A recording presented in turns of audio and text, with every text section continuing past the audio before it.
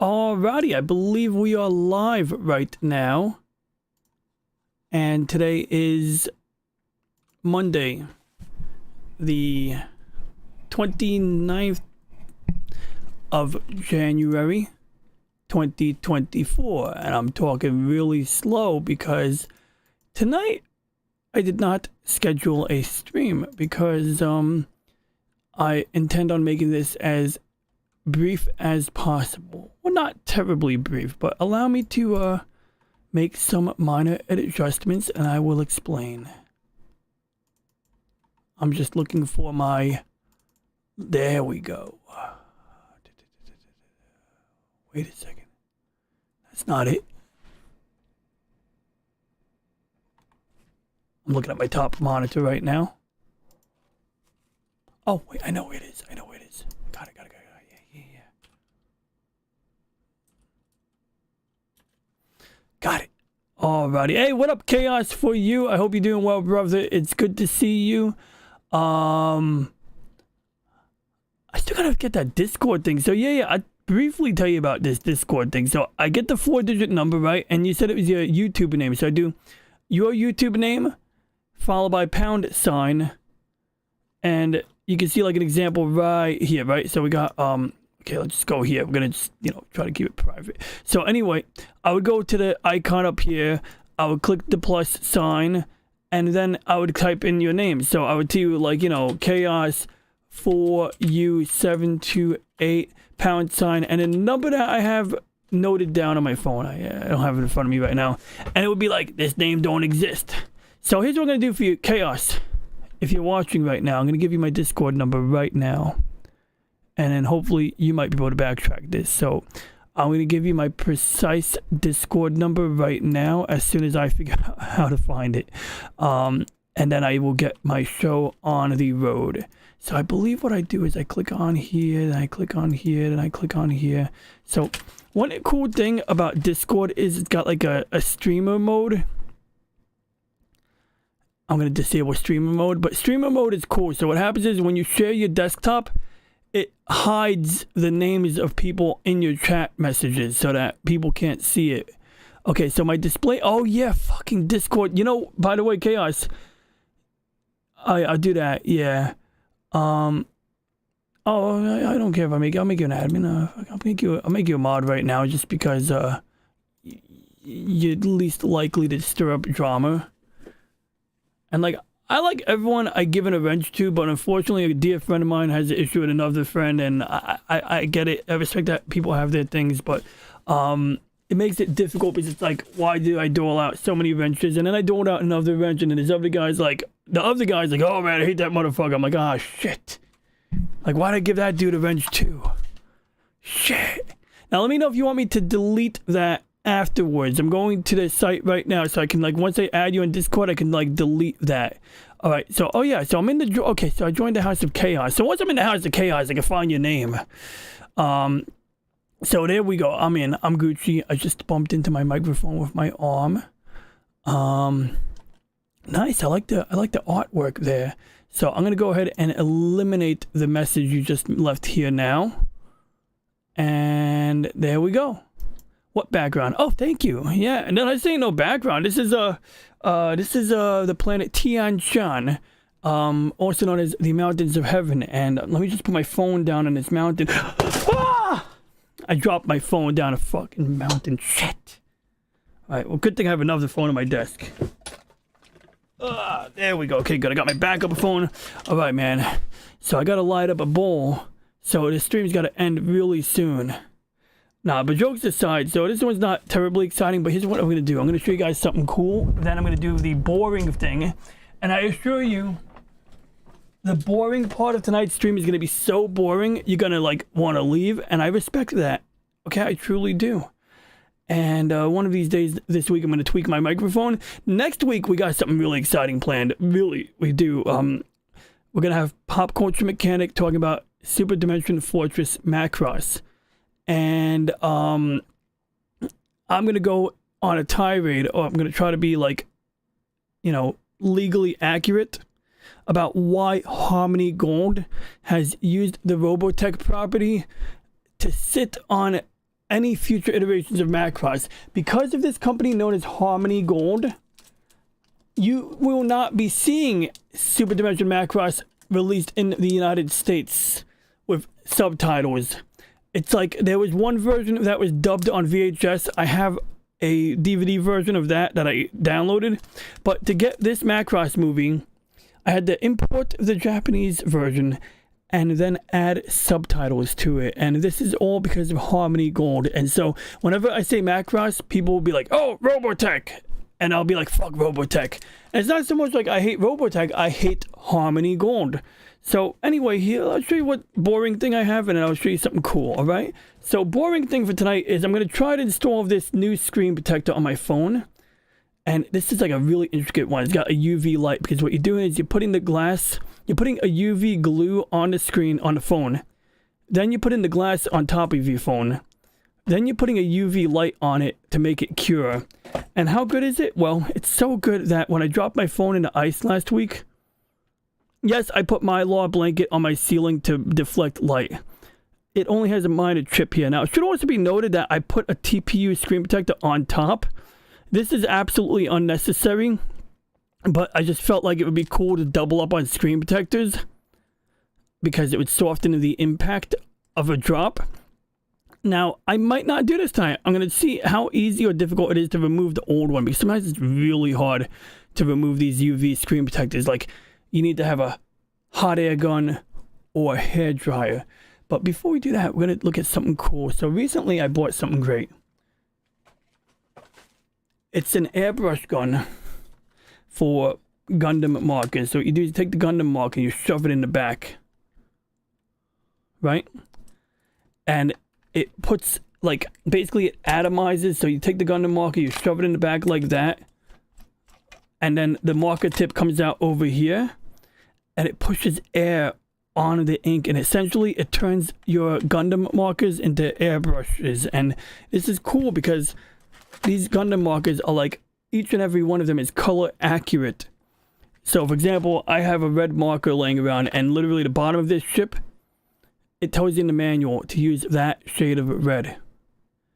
And I use that shade of red. And look at the paint job. Look how beautiful that is. But if you have any doubts how nice this is, I'll show you even closer here. So let me just make sure I get the scope on my left monitor, because I can't really see what I'm doing right now. So we're going to just...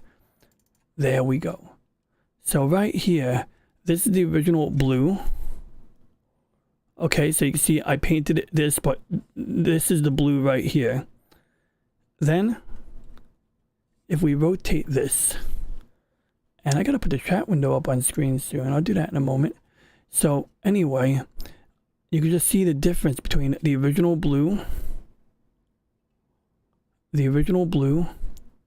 and the Gundam blue marker. And essentially I started on the bottom so we could test it out, right? Here, I'll put on more light so we can see better.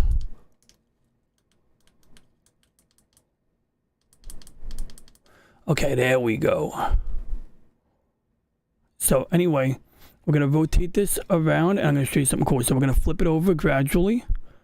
And so you can see that I got to clean that up, no problem. I purposely put masking tape on it, but then essentially what we're seeing is the transition between the Gundam marker and the Gundam blue. And if we look at the front, it came out much better. Now, is it perfect? Nah, I'll show you what I mean by that. Why do I have an extra window in my top right corner? This is, why do I have an extra window? Oh, whoops, I'm sorry. There we go. And what up, Disney Sheep Herder? We will have you on at some point in the not too distant future. I was tempted to ask you on tonight, but I didn't want to, like, you know, throw you into the fire without, like, any lesson plan. But let me know, Disney Sheep Herder, have you ever watched the original Super Dimension Fortress Macross or Robotech? Please let me know in the chat or by any other means of communication we have. So you can see, like, how, like, it's, like, uneven, but I'm okay with this. Like, it's sort of like a matte finish, you know? But essentially what it is that you can see how the original blue is darker, and the Gundam blue is, you know, kind of lighter. And these are basically the same colors. But it's just like, you know, it's like a scientific thing, right? The photons reflect better off the blue paint. So I'm pretty convinced that the Gundam marker is the way, but it does have its challenges. And so generally, like if you leave the marker, the paint gun sitting down for like a minute, the stuff starts to like drip, and then like you have to like basically like clear the chamber before you can proceed. And I mean, just the fact that it's blowing air on the chisel tip of the marker is drying it out. So then here's another one. Now this is my core booster or core fighter, and this one I did something a little different. Now it's not perfect, but I'm okay with the texture. We used Mr. Top Coat, Mr. Hobby Top Coat glaze or gloss, and this needs some cleanup in the front, obviously. But I focused over here, and I'm pretty okay with this. Like, you know, so I put masking tape on it so I can still clean off the extra, you know, splatter, because that's not protected. But this stuff here, this blue is protected. So in theory, if I accidentally hit it with like water or alcohol, it won't get smudged off.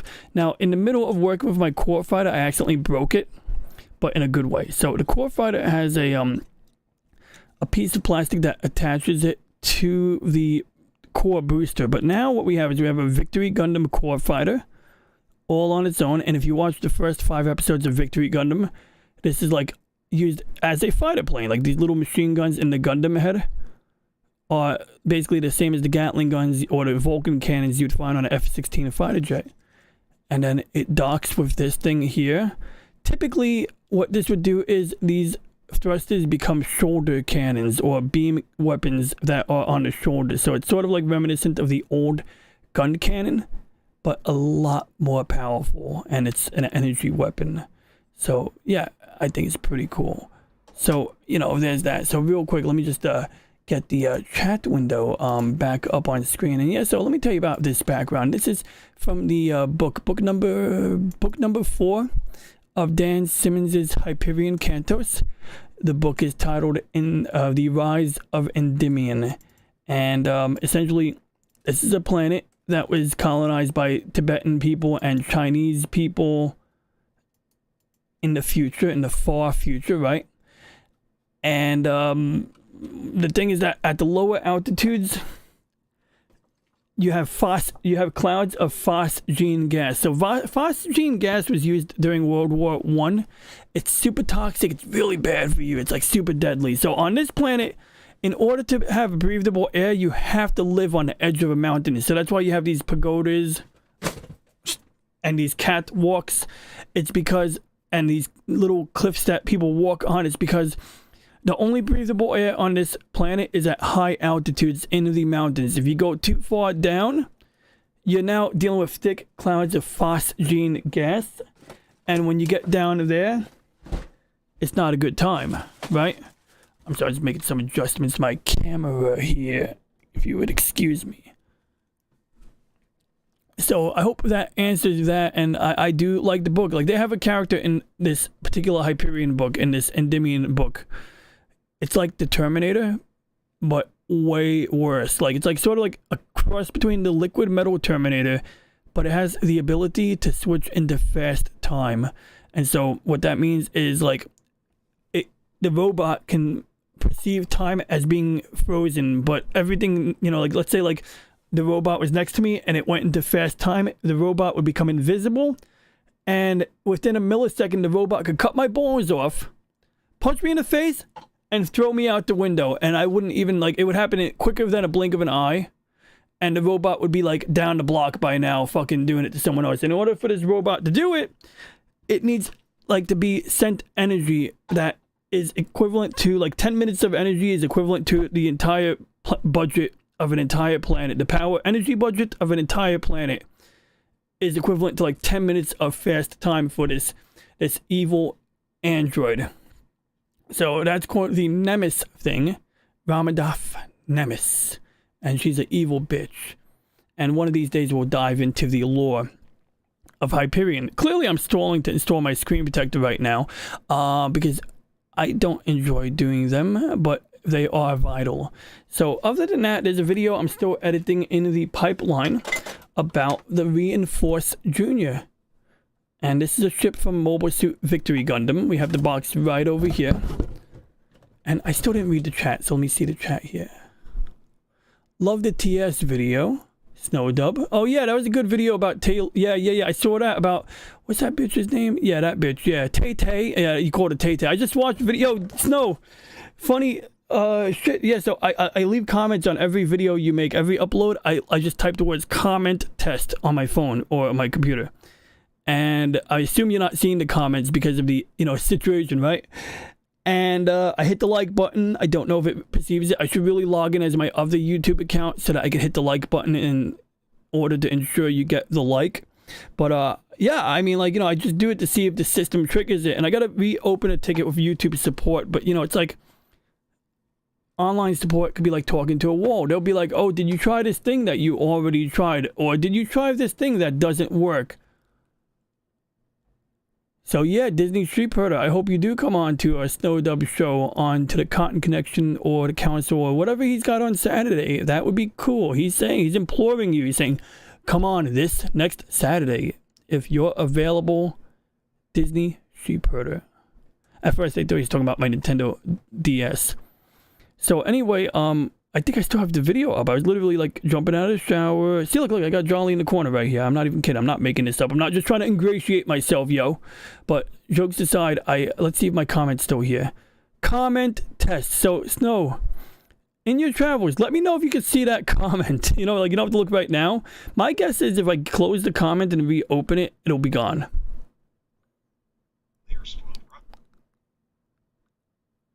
Oh, comment's still there. But it doesn't matter because it don't work. And I can like other people's comments. I'm going to like Disney Street Herder. So Disney Street Herder should have 2 likes on his comment now because I clicked it. But maybe the system will ignore that comment. So, little experimentation here, right? In the name of science. By the way, the other night, Snowed Up, when you had the brief open stream, I was going to show my Atari cartridge. It's probably a good thing I didn't because this game sucks.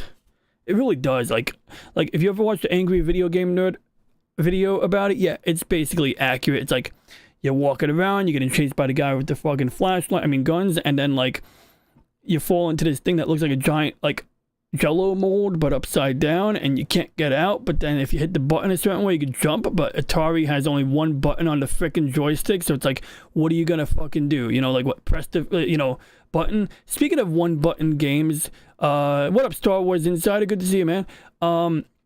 We need to exchange internet credentials. We need to exchange comms, brother. I mean, every wrench needs to have direct comms with me. I mean, it's just like logical, and plus, all kinds of factors. But anyway, we'll discuss that later.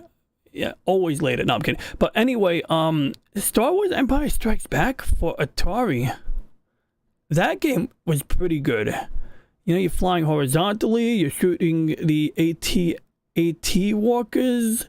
It even plays the Star Wars song. It even goes do do do do do do do. Like it literally does the freaking song.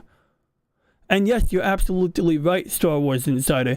ET's species is in the Galactic Senate, which is pretty funny. Like, yeah, there's like a scene in like Phantom Menace where you literally see like 2 or 3 of ET's kind, whatever they are called. Now, this Atari cartridge, unfortunately, is not opened, but I guess what it does is, like, there's, like, a locking mechanism that opens up this thing, and then you could, the cartridge connector is just like a PCI card on a computer. There's usually 1 or 2 ROM chips. If you ever open up an Atari cartridge and you look at the ROM chips, sometimes there's a sticker on top, and other times there's not. Sometimes you'll have a window on top of the microchip. So I'll give you an example of what I mean by that, because it is kind of interesting. So, in the sense that, so let's see here. EEPROM chip. All right, we're going to show you what I'm talking about here. So if you ever open up an Atari cartridge,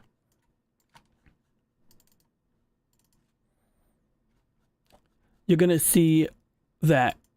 So what this is this window here is basically the read-only memory chip. But if you put a UV light on top of it for like 5 minutes, it erases the memory on that chip. So the idea is that anytime you want to re-update the software on that chip or write something new to a read-only chip of this type, you put the UV light on top for like 5 minutes, it resets it, then you plug the chip into an EEPROM burner, and that's how you get your new software. So I guess hypothetically you can crack open an Atari cartridge reflash it through the window using a UV light, although I would not recommend it. In fact, it's super critical that you keep this out of the sunlight if you ever open up an Atari cartridge. Like, cover it up with tape or just don't open it, because if this part of your Atari game gets exposed to UV light, you are bleeped. You are bleeped. And thank you, Snowdub, for confirming that you cannot see my comment. I am not terribly surprised, but it is good to know these things because, you know, in the name of science, because I am science. Isn't that what that guy said? Is he a guy? Anyway, well, what else we got here? So looking at the chat here. Yes, Saturday sounds good. All right, cool. I think we're going to be seeing Disney Sheepherder next Saturday, this coming Saturday. And Lady Mist, I see you. Good evening. I hope you're having a good evening. Hope it's like, you know, I hope the weather is decent where you're at. I hope it's not like, you know, not too muggy, not too cold. You know what I mean? Anyway, so, anywho, and yeah, Disney Sheepherder acknowledges he remembers that music from the old Atari Empire Strikes Back game when you hit the Force mode, is that what they call it, and start destroying the AT-AT. Yeah, that music was cool. I agree, Disney Sheepherder. Yeah, so I got an idea, Snowdub. I have an idea. I have two ideas. I can either unsubscribe and resubscribe. My other idea is as follows. You know how sometimes, like, when somebody does a live stream, they can redirect people to someone else's channel automatically. So I know that in order for that to work, the person who wants that on the other end has to add permission. So let's say I wanted to make it so that you could redirect people to me. I have to add your name to a list. And if I want to redirect people to you after my stream, when you, let's say you're running a live stream right now and I want to send people to you automatically, you would have to add permission on your end. I wonder what happens if you try to do that. I mean, hypothetically, I mean, it probably won't work, but it would be very interesting to see, like, that you authorize somebody to share, you know, to redirect people to your channel, and then that person is still shadow hidden, shadow banned, depending on the semantics. Wow, 77 degrees and dry. That is fantastic, Lady Mist. I'm happy for you. It's a balmy 40 degrees outside. I mean, it's closer to 30 now, but it feels like 40. So, anyway, moving forward here. This here is one of my favorite ships from one of my favorite Gundam franchises. This is from Mobile Suit Victory Gundam, and this is actually a composition of two ships. So I'll show you what I'm talking about right now. So in Mobile Suit Victory Gundam, they had a ship named the Reinforce. It's got like radiator fins on the bottom. It's got a catapult.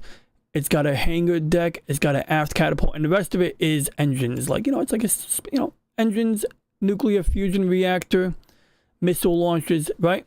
So this ship got mortally wounded in a battle. And I think we have a scene. There it is right there. This is the battle where it got mortally wounded, or at least sufficiently wounded that something had to be done. So the good guys took the Federation starship and confiscated this Zanskar Empire starship right over here. That would be a Squid class ship. And you can see the Squid class actually has 4 launch catapults. It has, you know, literally like they're on diagonal angles. And I'll show you a closer angle in a moment. But you can literally see there's a catapult and a hangar deck here. And you can see 4 engine pods. So what happened was the good guys in Mobile Suit Victory Gundam went to a facility where they were able to cannibalize both ships. So the top part of this ship is the original ship we were looking at earlier, wherever I lost it, but you know, the Reinforce, as we call it, right? So the top part of this ship is here, but then the engine pods were replaced. So if you look at the back of the Squid class, these little pods here are clearly these pods over here. And then here's the even crazier thing. If you look at the bottom of the ship, there are additional launch catapults. So see this little bow shape here? It comes from the Squid class, and I will show you proof that this part of the Squid class is on the ship that I'm holding in my hand. And in order to do that, I'm going to show you a close-up as soon as I bring the chat window back up. So anyway, there's the Reinforces launch catapult. That's the command bridge. There's the aft catapult, which was shortened. It used to be longer. There used to be 4 engine pods. So what they did was they confiscated the center part of the Squid class and kept the 2 out of 4 hangar bays. They then slapped the Federation ship on top. They then attached the, you know, fusion engines and added some air intakes to them so that they can use it like a jet engine within the atmosphere. They added these enormous radiator fins because in space it's really hard to cool down anything that uses up a lot of energy. So if you're using like heavy beam weapons, and these are all beam weapons, there's like 12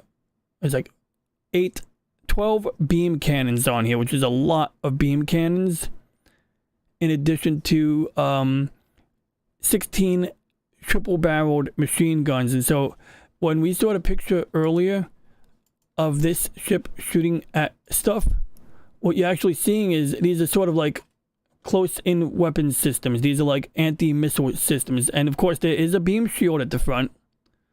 And so generally, you would face the front of the ship towards your enemy. And this shield will protect you from both energy weapons and you know, and projectile weapons. And so yeah, you know, like bottom line is I had to get the ship because I love Mobile Suit Victory Gundam. I'm a huge fan of Victory Gundam, and I'm pleased to own it. So let's look at those bottom catapults. So right there, you can see that bow shape is from the Squid class right there. These two launch bays are from the Squid class. These two catapults are from the Squid class. Now, I don't know if watching the cartoon or reading the manga, if you ever see anyone launching from the bottom catapult, but the idea is that you could have 5, 10, and 15 mobile suits on this ship. So it's got a pretty good capacity, you know, to bring, you know, units into the battlefield. And like I said, they mixed parts with a confiscated enemy ship, and they created one nice ship. So yeah, I think it's a beautiful ship. I really do. So anyway, now I might as well show you the box. So as you can see here, you know, we got like a nice large picture of it. You got the beam shield that I'm not attaching right now. We have the White Ark, which is basically like a mini ship. It's actually a ship in its own right, but it doesn't have an airlock. So in order for the pilot to transfer in space from the mobile suit to the White Ark, they have to be wearing a spacesuit. And that led to a funny scene in an episode where one of the characters was not wearing any clothes, and it was just super awkward, and the girls are looking at his dong, and they're like, ooh, he's kind of like a horse. No, I don't mean to be referencing horses, Snow Dub. Okay, so I'll do the same thing, Snow Dub. Yeah, I'll add you on that my end, and then we'll see if it makes any difference. Or like it would be funny if like I'm shadow banned, but I can still send people to your channel. That would be pretty hilarious. Or at least somewhat amusing, but moderately frustrating. You could put it on an action stand, so it comes with a little clippy thing that, you know, lets you mount it to one of those cool action stands. If you keep it in a box, they have transparent stuff on top so that you can illuminate it. So if you put it on a shelf and you have a light above it, you could still admire the ship. So I certainly plan to take good care of the box and probably store it in the box for the foreseeable future. So yeah, I hope that shows you guys something. So real quick, let's see. My boy Disney Sheepherder says,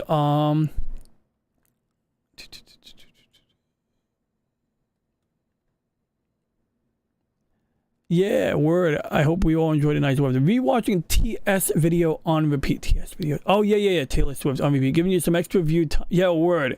So, like, it's good to strike balance, but yeah, I'll do the same thing to some extent, but I'll try to, like, you know, genuinely watch it. Or I'll try to, like what I don't want to do is I don't want the algorithm to say, hey, this guy's clearly sleeping right now. Because, like, if I'm using my phone before bed to listen to audiobooks, so I exit the YouTube app, I'm in my bed, I go to start listening to audiobooks.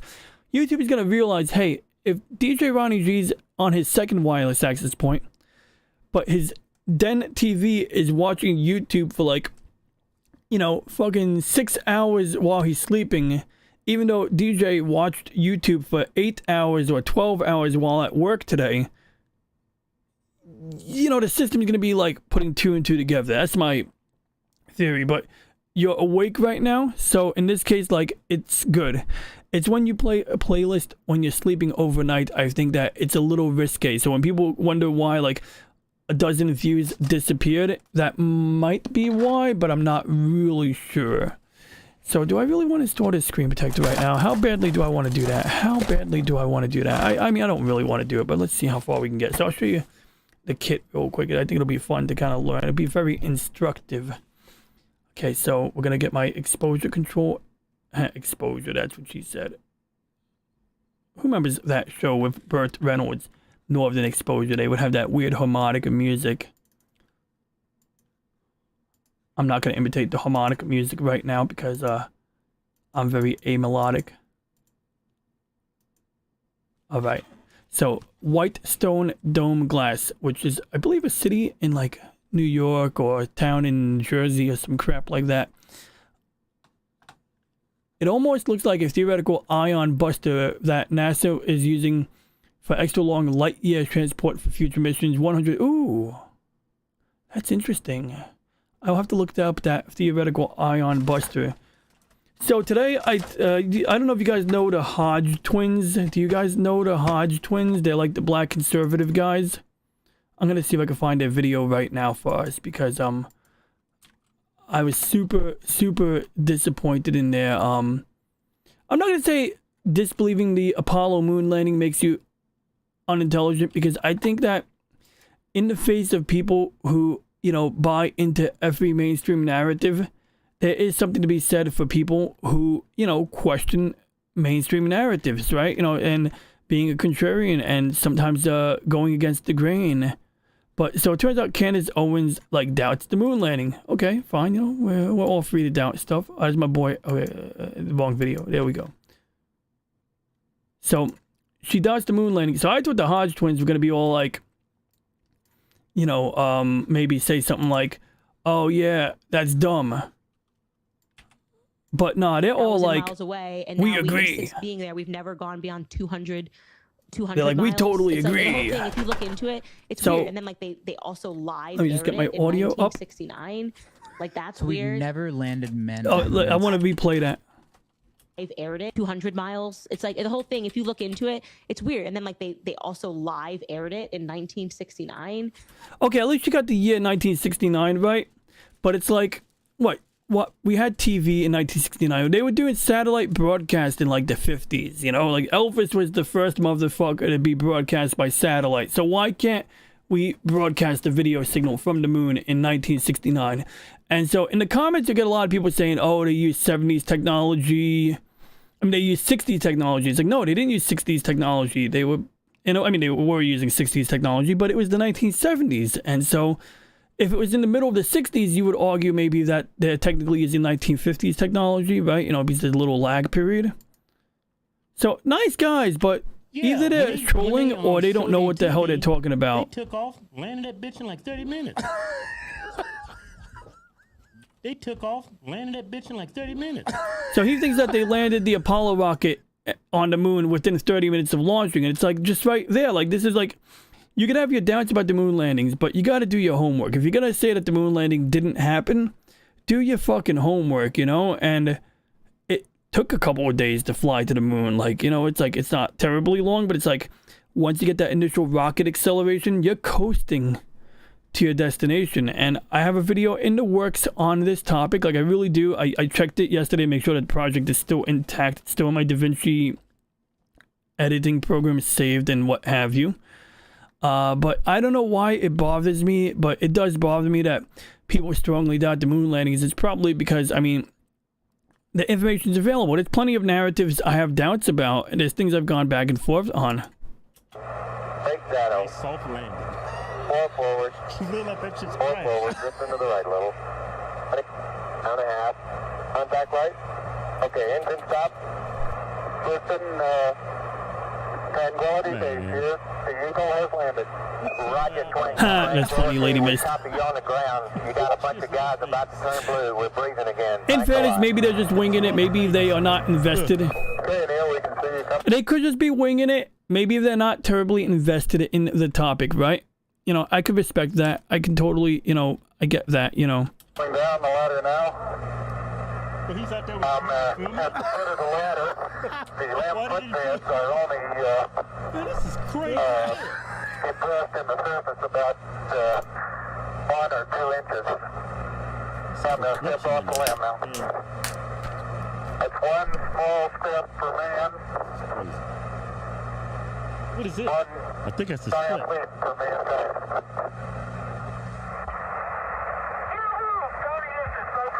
That is crazy as hell. I believe it, Charlie. They got, so when they took off, they took a car with them? It's a little ambitious, don't you think? We could have just landed with a car. We could have driving around. Land in the water. Land in the water, man.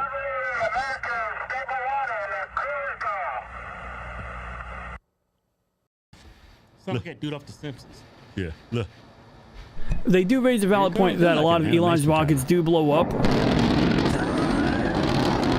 And it's pretty fun.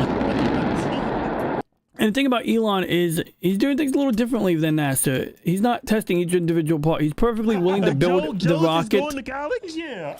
and then blow it up. And then if it blows up, he takes notes. He goes, oh, rocket blew up. Why did it blow up? Okay, fix it. And then try it again. Because it's like much quicker to develop a rocket the way Elon's doing it now than the conventional way where you take every individual component and before you build the rocket, you're certifying individual parts. And then you're bringing the parts together after you test everything. And that is safer, I guess, but it's just a slow process. That's a suicide mission. Ain't nobody, man. I do agree that, actually, I do agree on one thing about the suicide mission. So, like, the idea of landing propulsively on this type of rocket does seem like a bit absurd, right? Like, I remember like years ago, there was like this video where Elon's like, oh, we can use these rockets to replace airplanes, you know, go to New York to Tokyo in 40 minutes. And yeah, you could, but would you want to go from New York to Tokyo on like a vehicle that is made up of like highly explosive fuel? Is this like, you know, you take these risks because it's the only way to go to space. But generally, I think most of us would agree that we'd rather take the extra, you know, 20 hours on an airplane flight because of the assurance of safety. And there's also other factors, like where do you land a rocket? You can't land a rocket next to the Statue of Liberty. You got to land it way out on the water if you're going to go near New York. And so at that point, you got to take a ferry boat, which still, I mean, New York to Tokyo, what's an hour-long ferry ride? What's a half-hour ferry ride? You're still going to be making good time, you know? So, I mean, that's something that another YouTuber named Thunderfoot covered. He's a super duper Elon hater. He's no fun at all. But in Snowdub's video, they did speak about how they're censoring the Taylor Swift thing, and I'm like, I mean,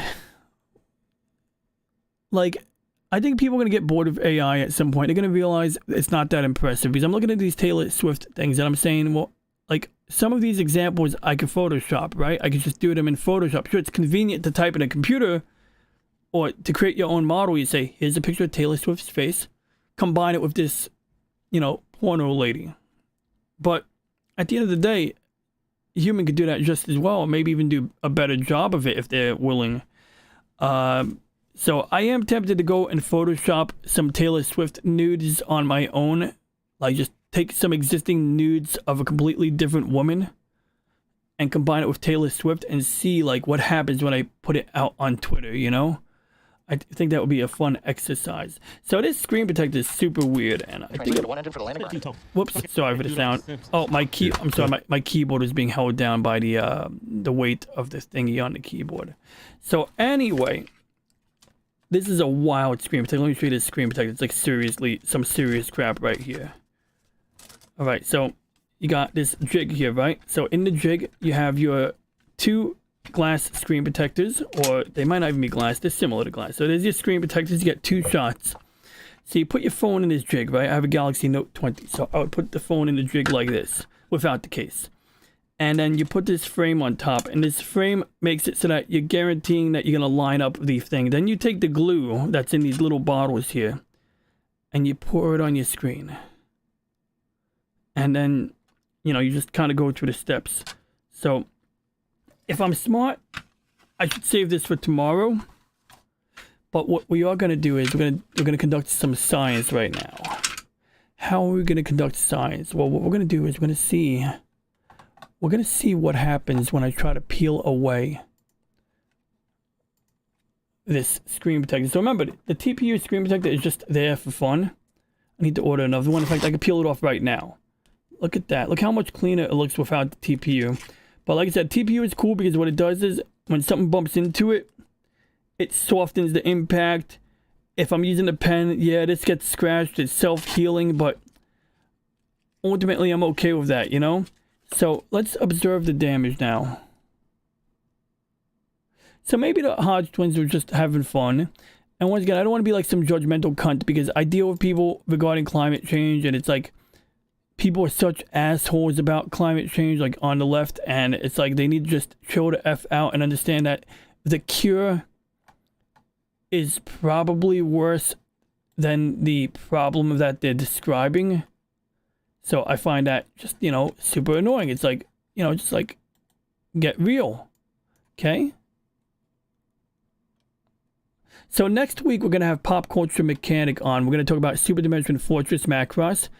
I'm going to cover some of the legal implications of the Harmony Gold court ruling that occurred about 2 years ago and why it isn't going to transpire in what we want. I'm also going to speculate, or I'm going to do more research and determine if it's worth speculating as to why the new game is delayed until March. So I don't really need to change this right now, but let's explore. Let's see. Oh, wow. Okay. Well, I guess we're going to change my screen protector.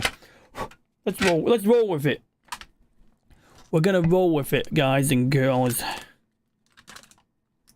So how's everyone's day going? Does anybody want to hop on? I mean, I don't know if I want to have people hop on. I'm kidding. Now I'm being it. Oh, wow. Okay, so this is better than my first screen protector. So last time I had one of these screen protectors, it was impossible to peel it off. Impossible. Like, I literally had to put boiling water. I got, like, burned. I burned my hand at work trying to pour hot water on my phone. That's how bad it was. This one's actually coming off. This is fantastic. We can actually do this right now, I think. This is great.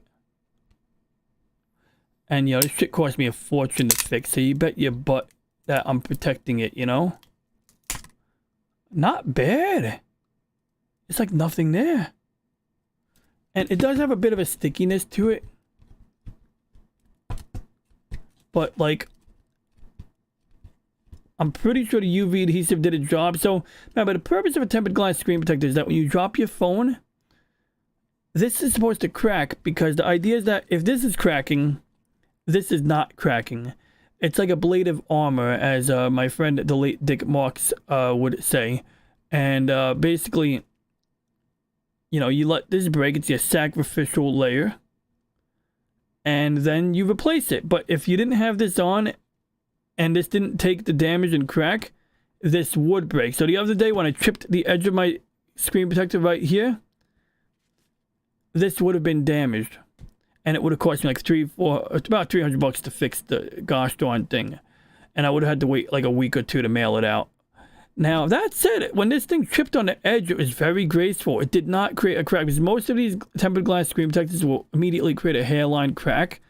And once you create like a long hairline crack or fracture, you no longer get the same level of, like, you know, resistance that you had before. I'm sorry, let me just mute my sound. I'm going to do a little... I'm good. Better than your screensaver.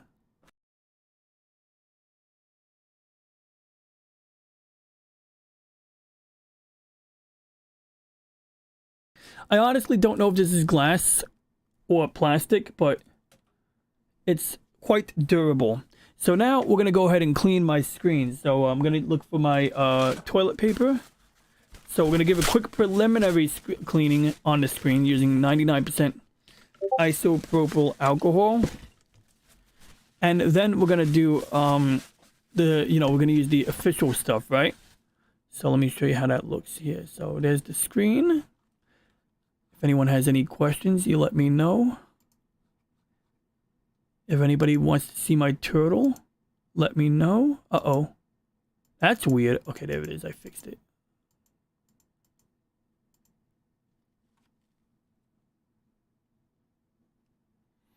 Okay, so we take this, because what we want to do, we want to clean off any adhesive or any glue. Also, we want to make sure there's like nothing in the edge here, because this edge area is actually, you know, like where the speaker goes, right? For the speakerphone or the handset.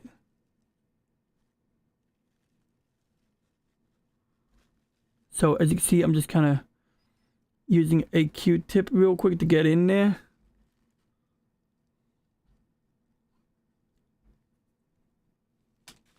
It looks good so far. So real quick, let's see here. Yeah, I really do hope that we get some good propulsion technology. I know they talk about the M drive, the electromagnetic propulsion drive, where it's practically using electrical current to you know, to like basically propel a craft. It's sort of electromagnetic. I think that there was some doubts that it actually worked, right? So like the problem was that people were saying that, oh, it doesn't really work, it's just a fluke in the lab, because there are like a lot of tests. So remember they did that thing, what was it, LK99, these superconductors. So it was a material that wasn't exactly a room temperature superconductor, but it was a material that would have like strong magnetic properties. And normally to get like certain magnetic properties, you have to take a magnet and freeze it with liquid nitrogen, or like an MRI machine is literally kept cool using liquid helium, because you need to have quantum locking. You need to have like really strong magnetic fields for a you know, for a, what you would call it, to work. For an MRI machine to work. So real quick, oh, screensaver, you talking about screen protector? Okay, so when you said screensaver, I'm thinking like screensavers, like the TV show from the 90s, or the show from Tech TV called the screensavers, or, you know, those things that you use on old CRT monitors. But you're talking about screen protectors. OtterBoxes are great. I actually do own an OtterBox for this model phone, but unlike the OtterBox for the Galaxy Note 8 was phenomenal. Especially the OtterBox Commuter, which is actually the lightweight version. You got the OtterBox Defender, which is the bulky one. You got the OtterBox Commuter, which is a little bit more portable. And you got this other one, I forgot what it's called, the OtterBox Air or some name like that. And that one's probably like more fashion than it is protection. But I found the OtterBox Commuter for the Note 8 was like a great balance between protection and quality. And, you know, and just cosmetics. But the OtterBox Commuter for the Note 20, they skimp on materials a little bit. So that's a bit annoying, you know, it's one of those things that like you just lose out on. And it does, yeah, so far, I mean, on the Note 20, the OtterBox Commuter has consistently kept my phone from smashing. Back when phones were not waterproof, the OtterBox Defender would also provide waterproofing.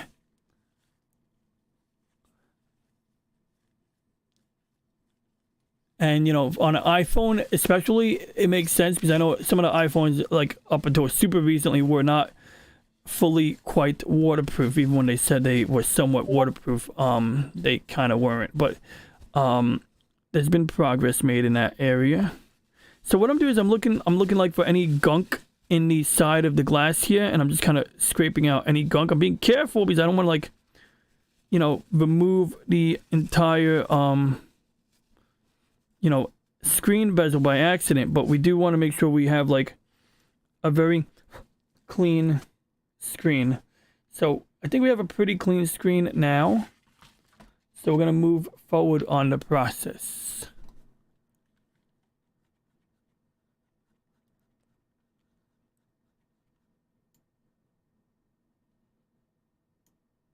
Yeah, that's the thing. The OtterBox Defender does not fit. So they give you a holster, but I feel like the holster is just a way to give pickpockets a way to have their way with your phone. But then again, I am a paranoid New Yorker because, you know, we have a lot of degeneracy. Okay, my city has a nickname. It's called Sodom and Gomorrah. There we go, and that's the UV LED. We're gonna lower the brightness on my thing when we get to that step. Right now, we're gonna focus on just progressing through the process. So, we're gonna leave one of these UV glues here. I'm gonna take this UV glue and put it here. So, normally I would watch the video, but I'm pretty confident I know how to do this. I should probably go look up the video anyway. Yeah, I think I should probably look up the video. It's probably the smart thing to do. Look, this is the YouTube window I do when I want to go and watch Snow Dub, because that's how I gotta log into my other accounts. I gotta go into incognito mode and be like, I am the other guy. So here's some instructions, and they're in Korean. So I don't read Korean, so we're gonna flip it over to English.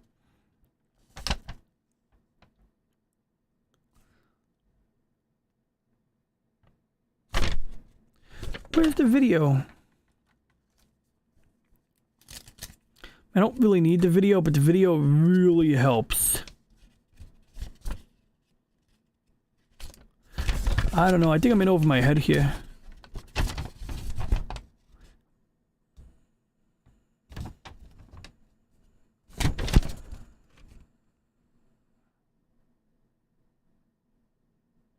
Installation video. White Dome. Okay, whitestonedome.com/support. All right, let's do this. So, white.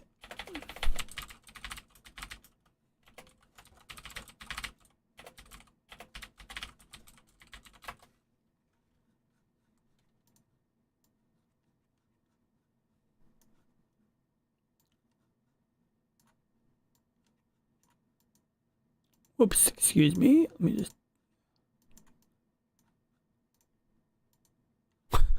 Trying to get the stupid menu to go away. All right. Most phones I've had have had 3 to 6 month lifespans. Since getting the OtterBox, my S25A, for my S25A, this phone has managed to survive over a year. What?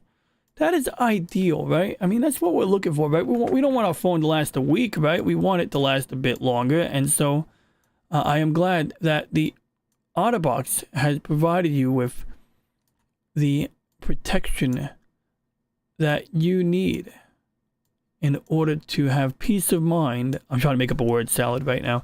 Okay, so anyway, on my secondary monitor, we have this website, and let me see if I can figure this out here. We're going to put this on my main monitor. So we're going to take this.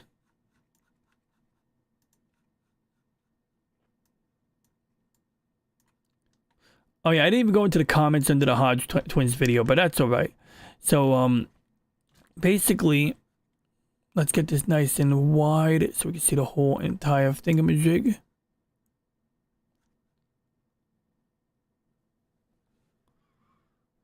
All right, I gotta read this. So I have one of these. I think I have this one here. I have a Note 20, so we're just gonna tell it I have that one. Yeah, it is actually the seesaw type. It's gonna get wild here. Okay, so S20, S20 Plus.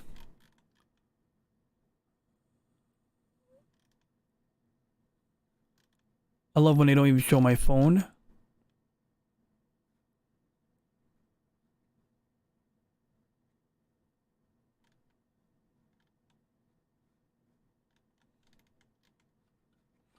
probably gonna just go look it up on YouTube.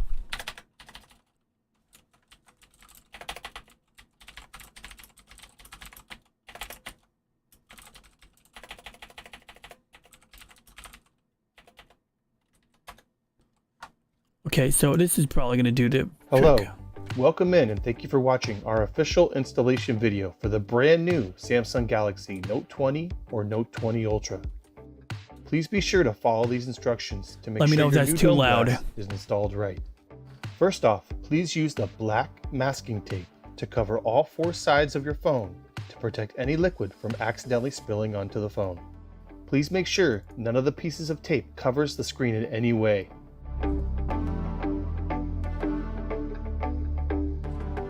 Next, wipe the screen with an alcohol pad. Make sure you get along the edges as well. Dry off any alcohol with the cleaning cloth. Place your Note 20 in the bottom tray.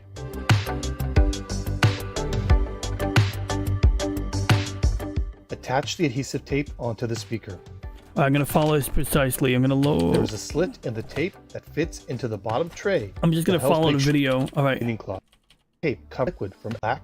Make sure your money or Note our official installation. Okay, so I cleaned my brand phone. New Samsung Galaxy. Now I'm going to attach Note the tape. or Note 20 Ultra.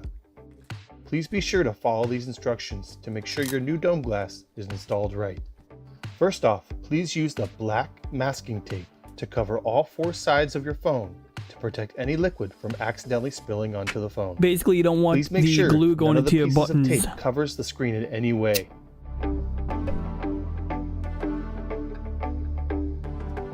Next, wipe the screen with an alcohol pad.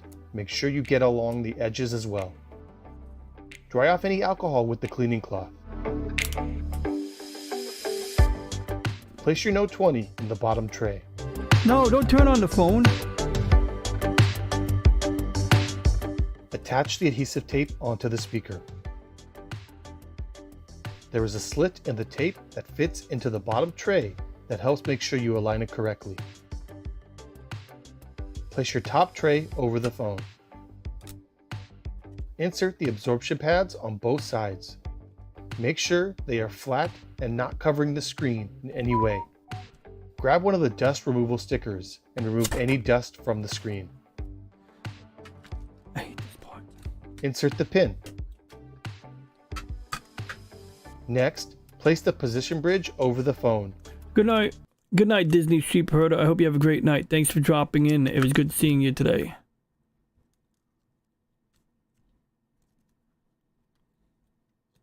Give it up to Disney Sheep Herder. He's an American hero and a good friend of the channel.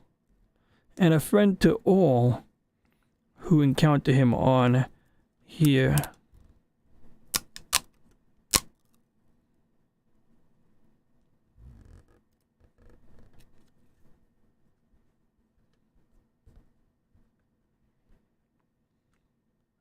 So you can see here that we got like the tape covering the sides here. And now we're going to go and continue covering up the other sides of the phone. So this part's the relatively like less scary part of the procedure, but it is not to be taken lightly. Because you know, you don't want to get the UV adhesive inside of your buttons. You really don't want that, alright? That's not a good time. So if you like, you know, it's a little hard to see, but take my word for it. Maybe we can crank down the brightness a little bit.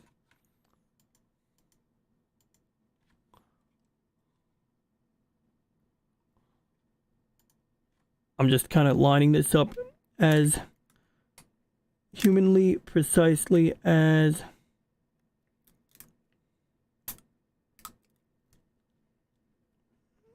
possible.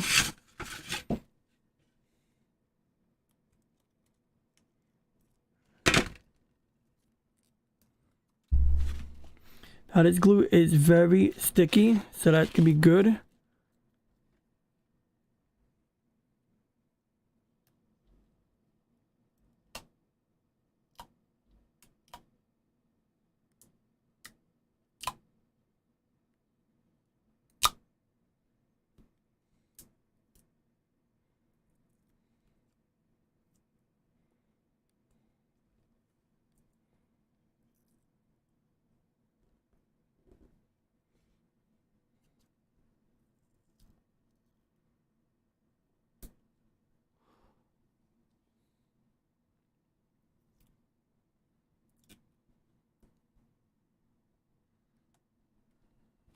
So we're gonna have to turn off the phone again.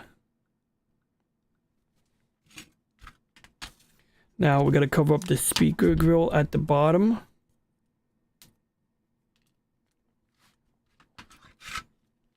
See, that's the speaker grill. We're gonna take the pen out.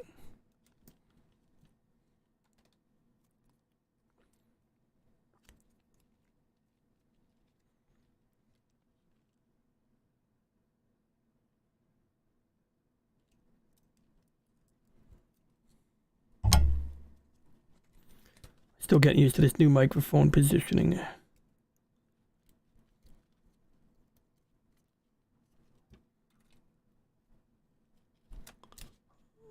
Oh shit, I wish I had more hands.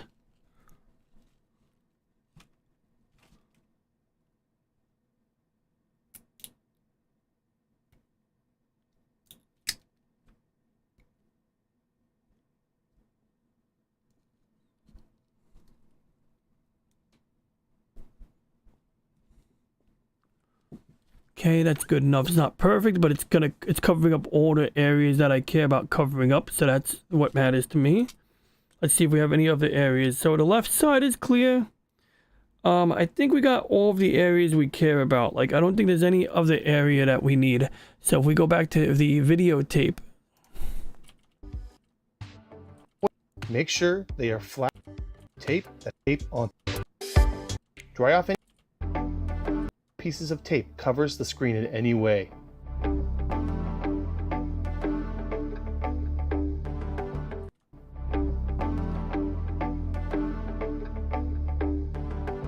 Next, wipe the screen with an alcohol pad.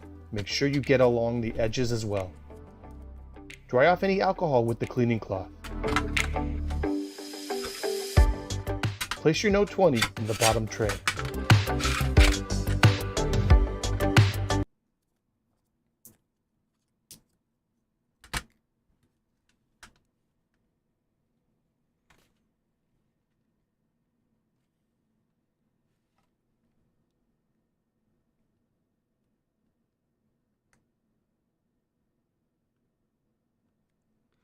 They say don't cover the screen in any way, but I think it's wrong. I think you can cover up the screen a little bit.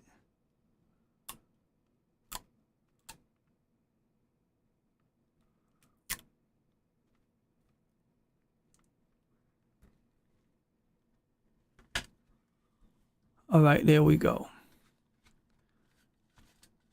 Yep, so one thing I like about Mondays is that Mondays come before my Friday. Because Tuesdays are my Friday. So, you know, it's like right now, it's like Thursday night to me. Now, the only thing I wish I had was my air duster. Or some kind of blower. Wait a second, I do have an air blower. I have a paintbrush unit right here.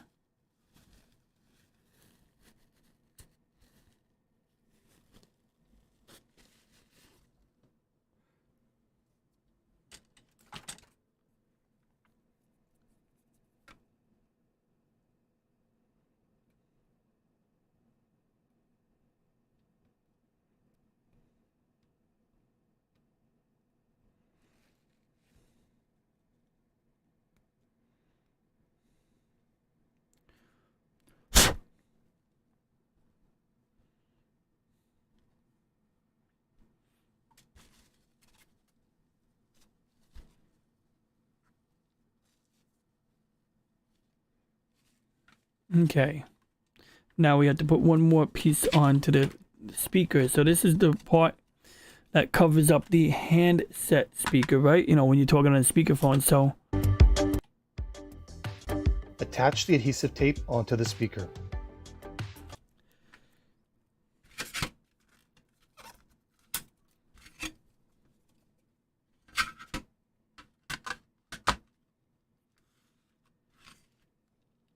So there's actually a little like notch right over here. There's like a little hole in the rectangular plastic.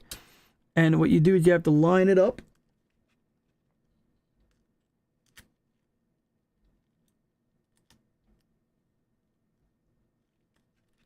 God, I can't see shit.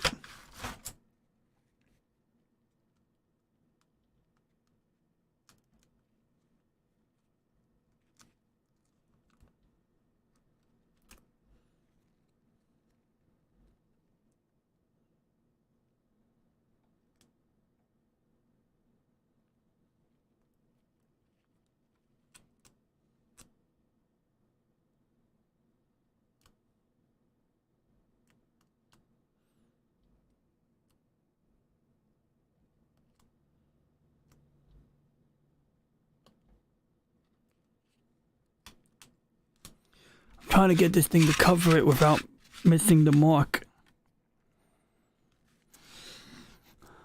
I need to get this lined up. I might block the camera. I'm sorry if I blocked the camera.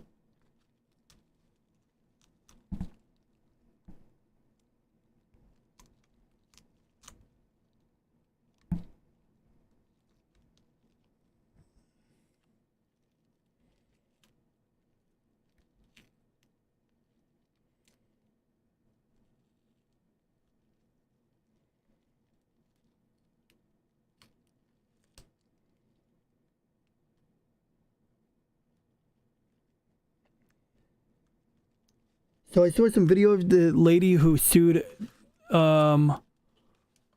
I'm better than I was. Star Wars, how about you? Oh, that's good. I'm glad, man. I know, you know, you went through a week this week, my friend. And, you know, I know Garfield's in a better place. I mean, I know the best place is to have him here, but we both know, you know, we wanted him to be, you know, able to get sleep comfortably, not be in pain. I think Garfield knows you loved him. That's what matters. That your Garfield knows that you cared and that you loved him. And I have no doubt that Garfield knew that.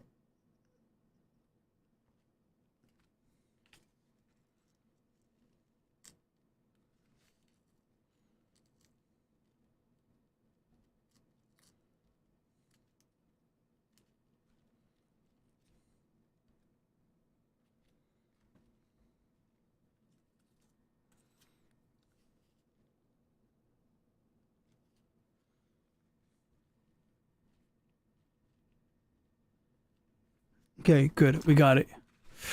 I think I got it. I'm very, very careful. Like, I don't want to take any chance of anything falling inside the handset speaker, you know? Now, good news, I'm using like super pure 99% isopropyl alcohol. So in other words, this stuff like evaporates really fast. So now we got, okay, that's phase 1. Let's keep going with the nice video. There is a slit in the tape that fits into the bottom tray that helps make sure you align it correctly. Pain in the ass. Place your top tray over the phone. Insert the absorption pads on both sides. Make sure they are flat and not covering the screen in any way. I'm blowing Grab the one dust. of the dust removal stickers and remove any dust from the screen. Okay, so he's talking about these things here that are in this wrapper. So what is, we got some alcohol swabs, we got some of these foam pads. So it's the foam padding that is important. So I'm gonna get the these things here. Absorb excess UV adhesive. So well.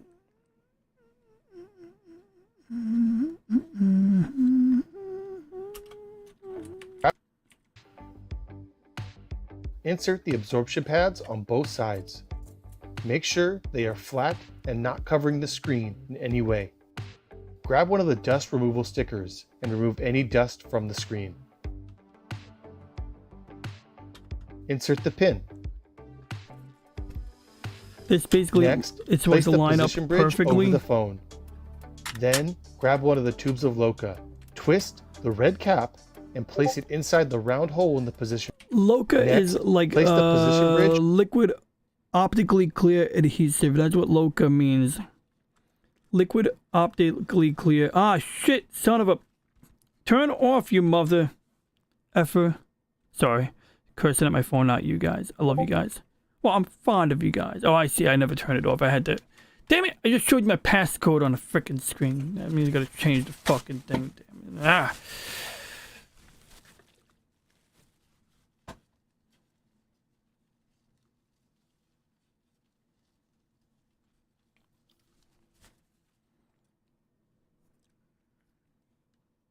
So yeah, liquid optically clear adhesive is the name of the product that we're using here.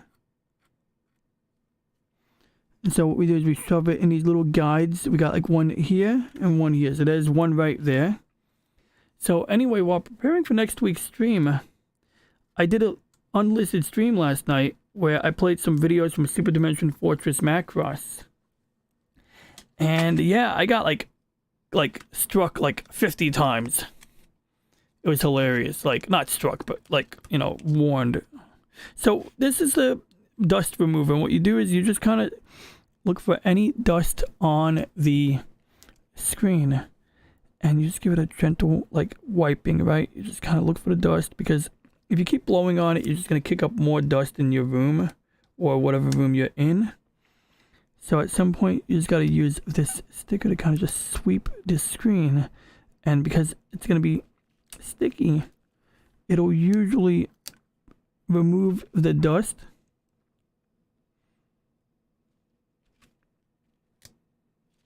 I should probably be wearing a mask for this, but, you know, I don't want to look like one of those hypochondriacs from 2020. What's up, James? We're installing a Loca Whitestone dome glass screen protector. It uses liquid optically clear adhesive. I'm still reading Honor Harrington, book 5. That is some serious space opera stuff, as James said last night on Chaos 4U's live stream. He said Honor Harrington is some serious space opera type shit. Hey, what up, William? Good to see you, brother. Yeah, I sent William a clip from next week's stream from basically super dope. I might have to look it up right now because I think you guys need to see this, and we need to also test if I get copyright struck. So I'm going to show you guys a kick-ass clip in about 3 seconds as soon as I find it. And luckily, I found it before, so I should have no problem finding it now. Well, actually, no, the clip I sent my friend before... Oh, wait, I could just... Hang on. Hang on. I'm going to find this clip right now. Let me see. I hope this video opens up in its own window. Alright, that'll have to do. Alright, this is so cool. Watch this shit right here. So, that's Misa Hayase, or Lisa Hayes in fucking Robotech. And basically, Captain Max is piloting the Valkyrie. And so, basically, she's in a landing shuttle when it comes under fire. So, they get the red alert. And then, this is actually a thing that the Air Force experimented with. So, it's a little bit, it's not quite like this, but in the Air Force test, one of the test pilots got broken legs because his legs were in the way as the door was slamming shut. Because there was like an ejection seat escape pod on a bomber plane, and the thing closes so quickly that, like, if your leg is in the wrong place, it's like, it shattered the guy's leg. But you see, it's literally a life support unit. You see, like, a big, what looks like an air tank behind her. And the idea is if you get a hull breach on this landing craft, or this shuttle, it protects the occupant. So I thought it was kind of cool. And so I intend on having a couple of short clips next week. But let me tell you, after doing the YouTube copyright test yesterday, boy, those clips have to be damned short. Like, they were like, it kept triggering the system like after 20 seconds. Or within 20 seconds. Like, I wasn't even getting 20 seconds. So... And if I started dozing off while playing a video and I looked up, it would be like, this thing is copywritten. I'd be like, oh shit. So I'd have to pay really close attention. So now what we're doing is we're just kind of resuming the, we'll make sure there's no more dust here before we go on to the next step. Because the next step is where we're going to put the UV glue on. So we want to make sure that we've cleaned this before we proceed to that step. Yeah, you're right. I don't know if you guys seen the video, but William mentions I should have rented some tools from Apple because I still gotta watch the video. But apparently, you know, Apple apparently now is like trying to appease the right to repair people. So some random guy's like, okay, I need a new screen. I want to fix it myself. So to do it, you have to rent a tool from Apple that weighs like fucking like 50 pounds or some shit. And it's like basically it's one of those heating units that heats the adhesive in the screen up so that you can peel away the screen layers. And so it's just like a pretty like over the top, almost like Apple is doing some passive aggressive stuff. Because I mean, realistically, they could just kind of like endorse a lighter tool.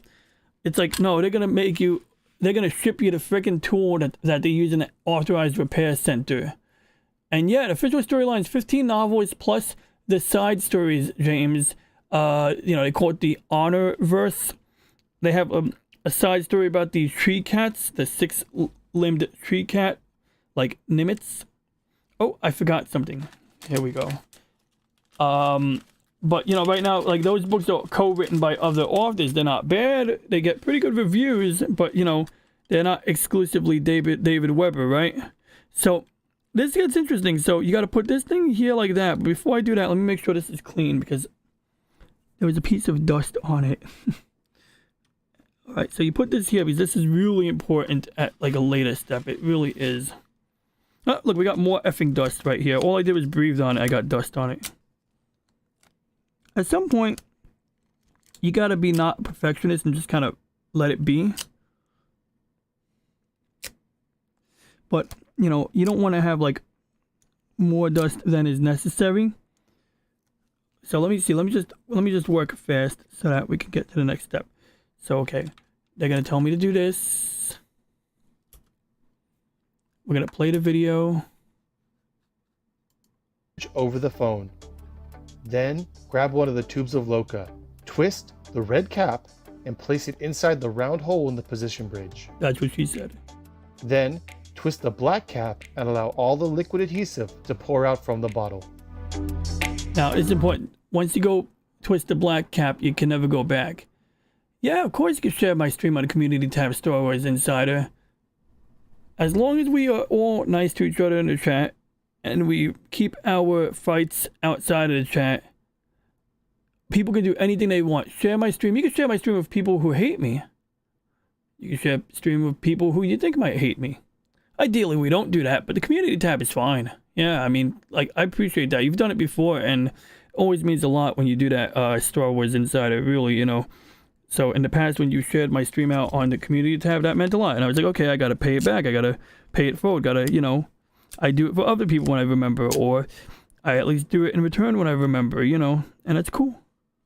Especially you have more, well, at the time you had more subscribers than me on, you know, depending on the accounts and whatnot, and all these factors. All right, so as you can see, we're just one step away, but I'm afraid. I'm living in fear right now, as you can see.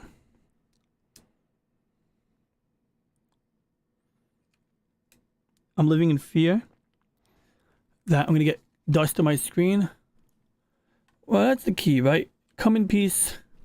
Be in peace. Oh, I know. Maybe I'm mixing you up with someone else. I'm sorry, Star Wars Inside. I apologize.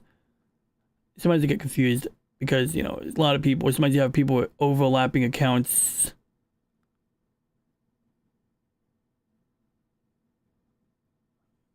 All right, let's go here.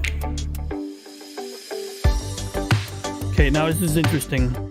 Now, carefully remove the bridge. You're going to see this Next, adhesive. carefully remove the peel-off sheet from the glass by peeling down and placing the glass in the tray. Start at the bottom of the tray and carefully lean it onto the pin. This is the new installation I already guide got and dust sticker on here handle. while the adhesive Carefully is place loading. the guide into the grooves on the bottom and lean it against the glass. The next steps are very important. Carefully tilt the bottom tray by pressing down. Make sure that you remove the pin right when the adhesive reaches the bottom of the guide circle as shown. The glass will drop, allowing the adhesive to spread evenly. Wait 80 seconds for it to completely spread. Once it has completely spread, then gently remove the installation guide. Next, we will cure the glass onto the screen. Place the UV light at the bottom and cure for 15 seconds. Then move it to the top and cure for another 15 seconds. Now, remove the top tray case, the adhesive tape, and carefully remove your Note 20 from the bottom tray. Once removed, You can't see it, peel but I got off a the speck tape of dust from right all there. 4 sides and wipe it down again with a new alcohol All right, pad. so now here's the part that Make sure matters. to focus on the edge. So I gotta really pay attention to that part here. To pour out from the bottle.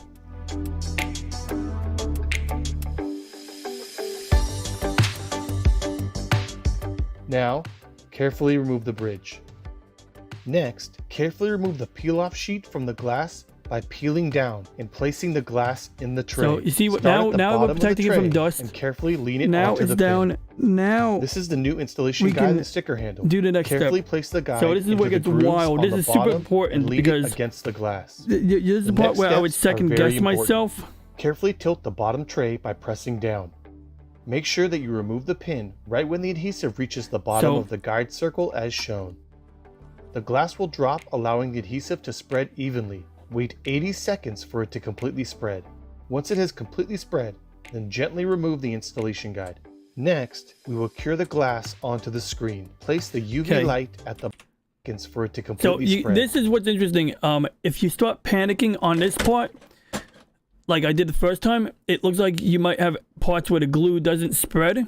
So the key is not to panic, all right? That's like super important. So we're going to start with like right now.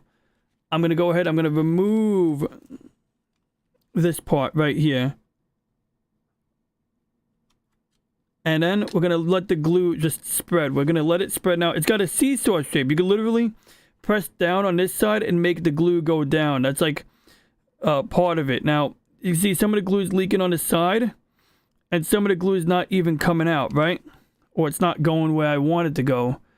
And you might not be able to see it right now, but I'll try to show you a good look here. So let me just get the exposure settings adjusted here.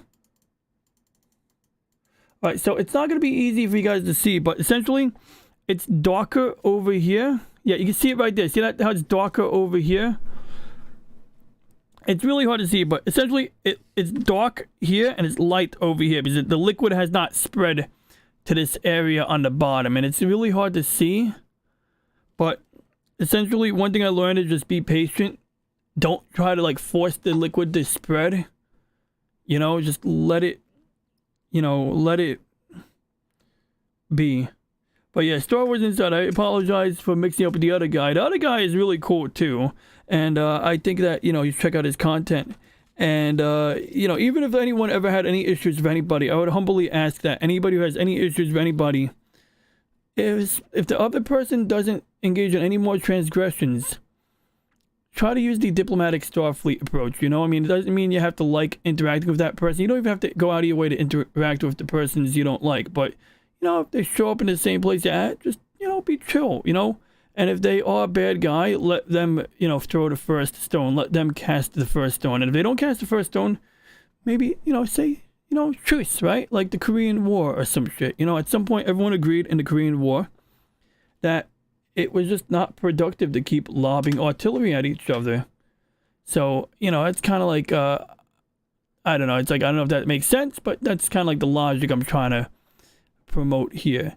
But at the same time, I also would never want to undermine anybody's, you know, anyone's feelings towards anyone. You know, it's like, you got to like respect people's senses or sensibilities. And I do want to say hi to Free to Think. 8088-0085. Are we talking about the microprocess here? 8085. The 8085, now it's 885. I'm thinking about the 8086 or 8080 or 8088. The 8088 microprocessor. Wink, it may be because halfway through I just walk off and do something else. Ha! Arguing online about certain things is useless, but other things, some things are worth fighting for, such as your individual rights, you know, individual liberty, individual right to exist on the internet unimpeded. On the other hand, you know, the moon landing, it's not terribly important if anyone agrees with me about the moon landing, although it is potentially I think it is, I do see it as a symptom of a larger problem, whether we blame that on, you know, our failing educational system or something else. That can be, you know, that can be a bit subjective, right, guys and ladies? But I thought it was a joke. Oh, that's what he was saying. Boobs. All right, cool. All right, cool. Calculated jokes. I get it. So right here, the adhesive, while I've been talking, has spread everywhere except for this tiny corner. Literally, this area where I'm rotating my finger is not covered yet.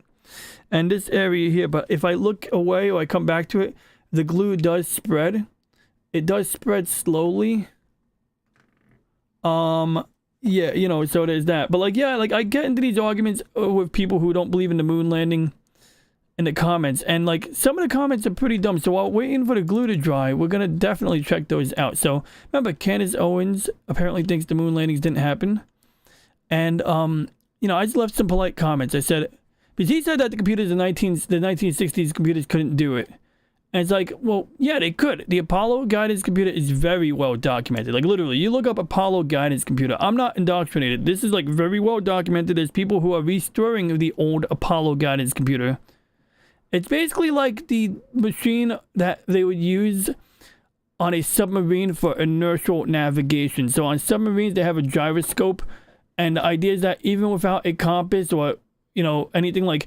it can pretty much measure, you know, that the submarine has traveled this distance at this angle at this speed. And although it does have to periodically be calibrated against the stars, it can work underwater for a pretty good amount of time and be pretty accurate without too much drifting. So that's what the Apollo guidance computer does.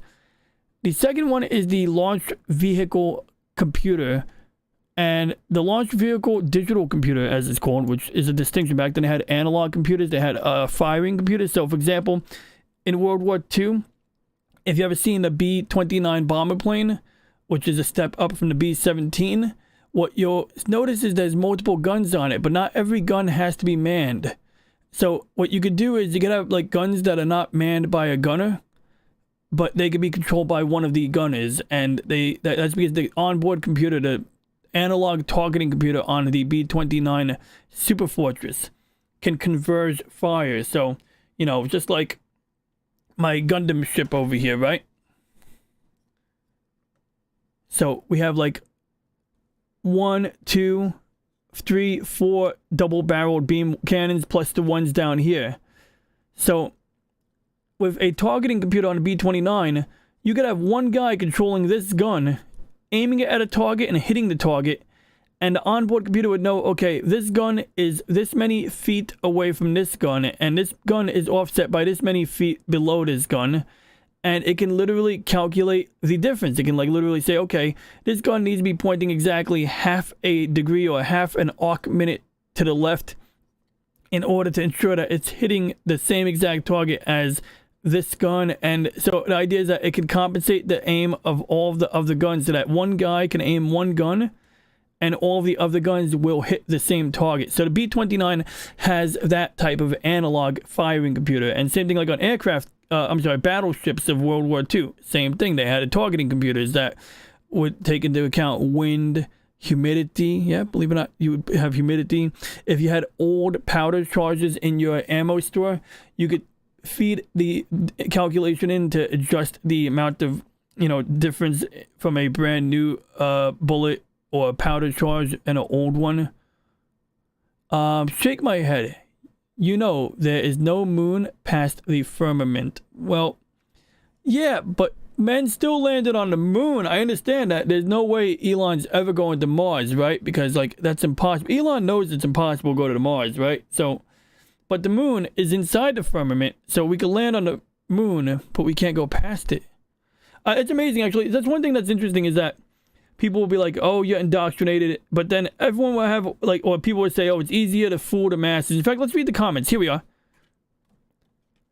And I'm literally waiting for the rest of the glue to get to the bottom left corner. This entire thing is fully covered. So far, this is a success. We're just waiting for the glue to get to this corner here. And like I said, you got to be patient. You can't poke it. You just got to let it flow. Okay? So that's really important. But, because the last time I wasted a whole screen. Ah, shit, I got a bubble. I got like 2 bubbles. I got fucking dust in here. I'm sorry for my language, guys. So, at this point, I'm getting adventurous. So there's like little bubbles here. So we're going to do something crazy. We're going to just push the liquid down.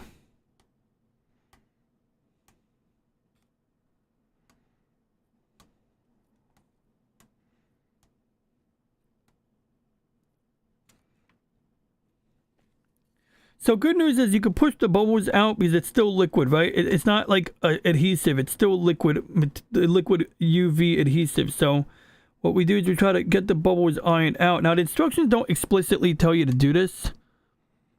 I just take it upon myself to do it because I refuse to like have like large bubbles in my screen protector.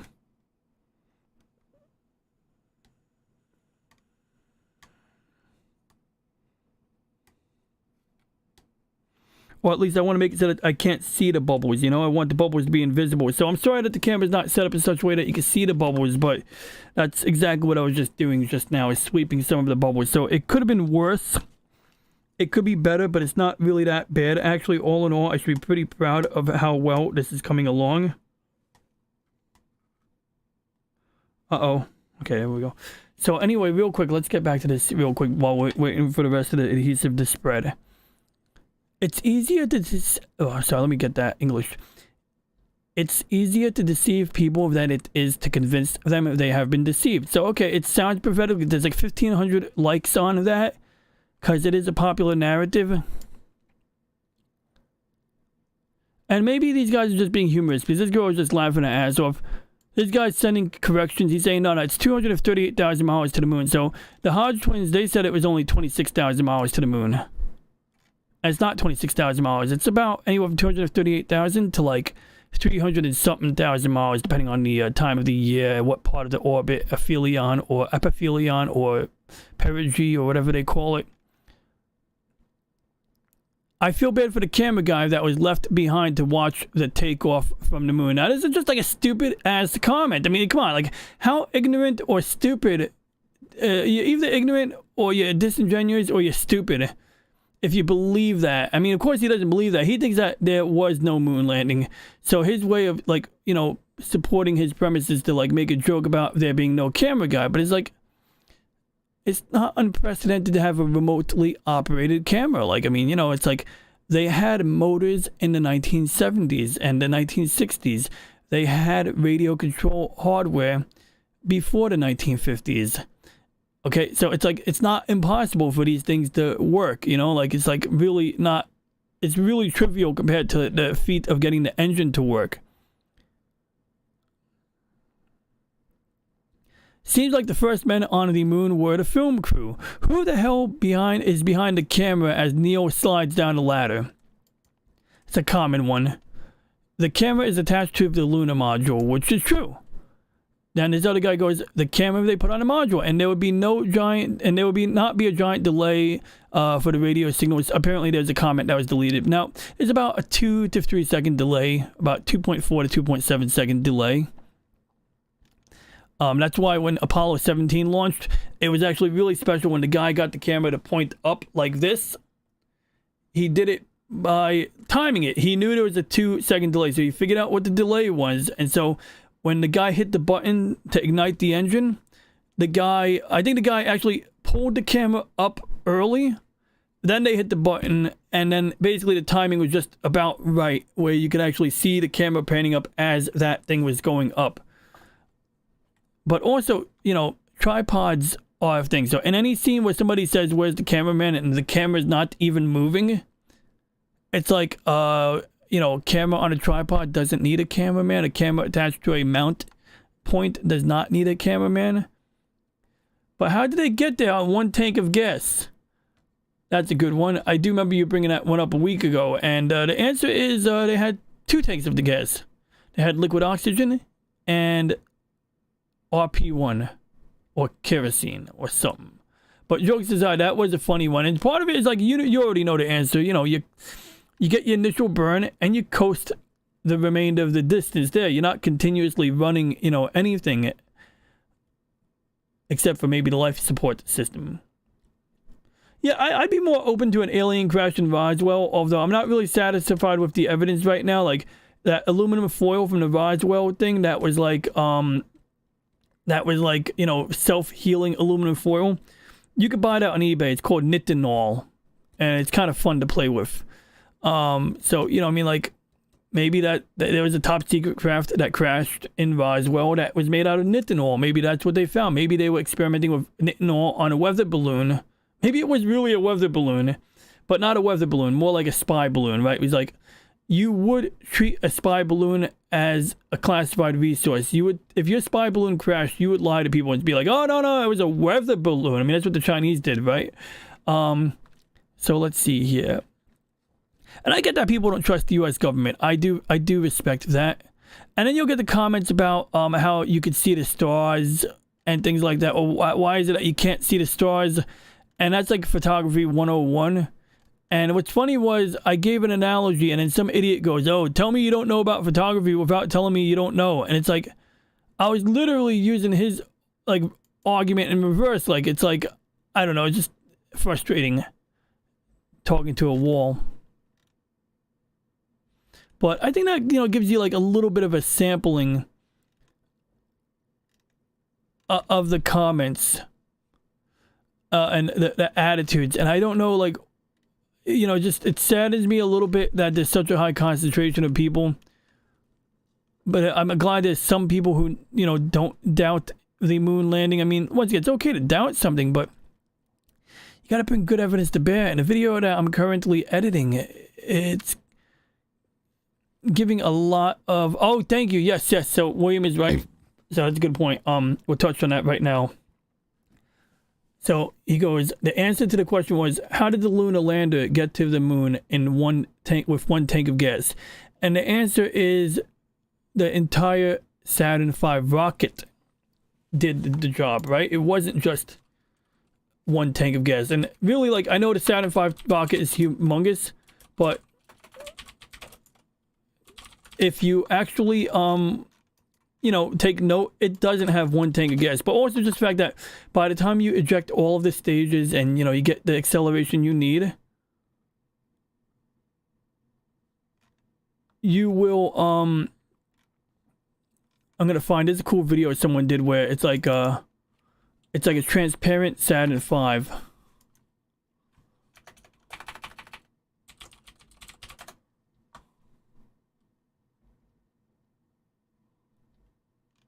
Oh, now I can't find it. That's good.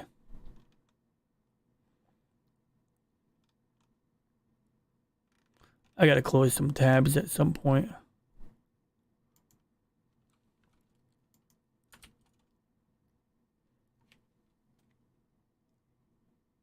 This is the Saturn V rocket.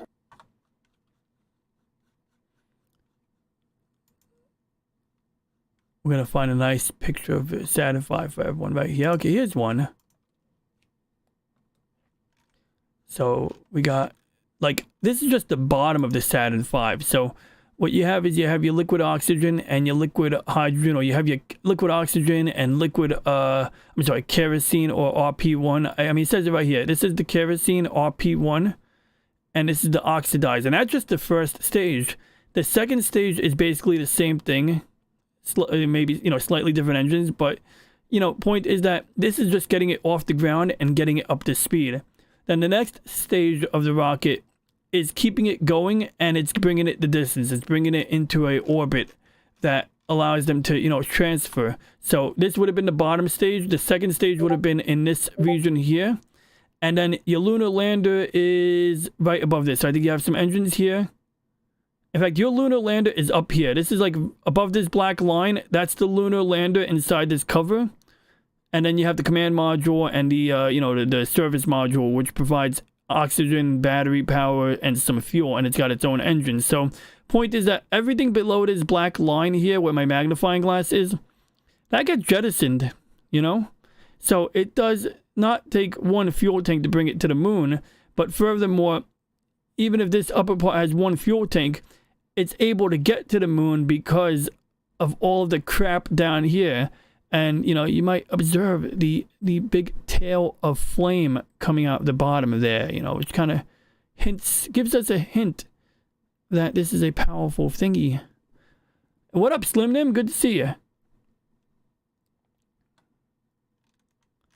Yeah, right now, I wish I could find a video where it's transparent. Let's see, I'm going to try it one more time. Saturn V rocket fuel.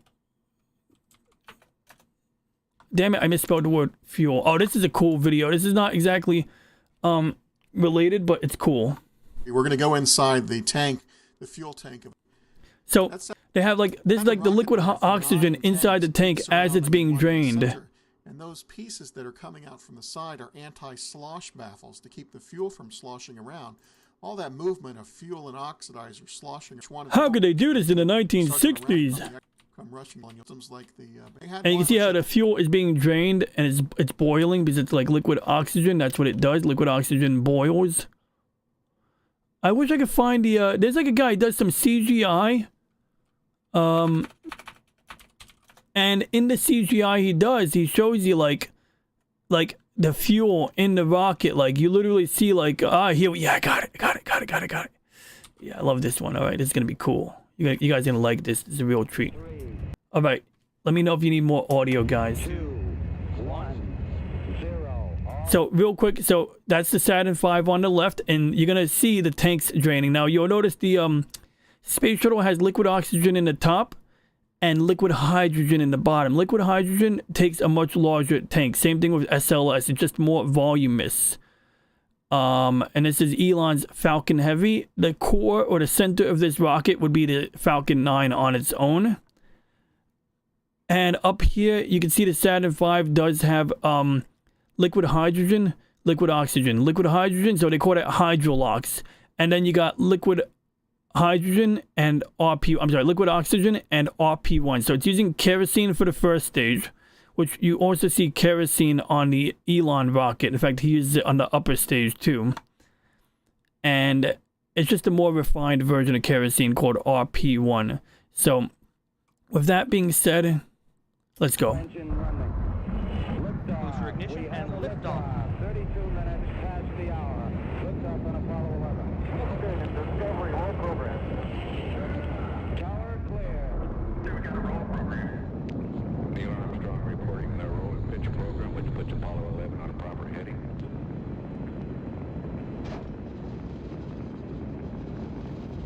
The liquid adhesive is good to go. I'm going to start prepping the UV light. Plus 30 seconds.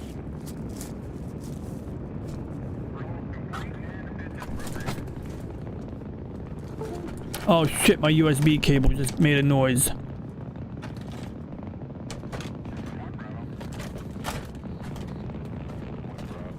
is a port control mode.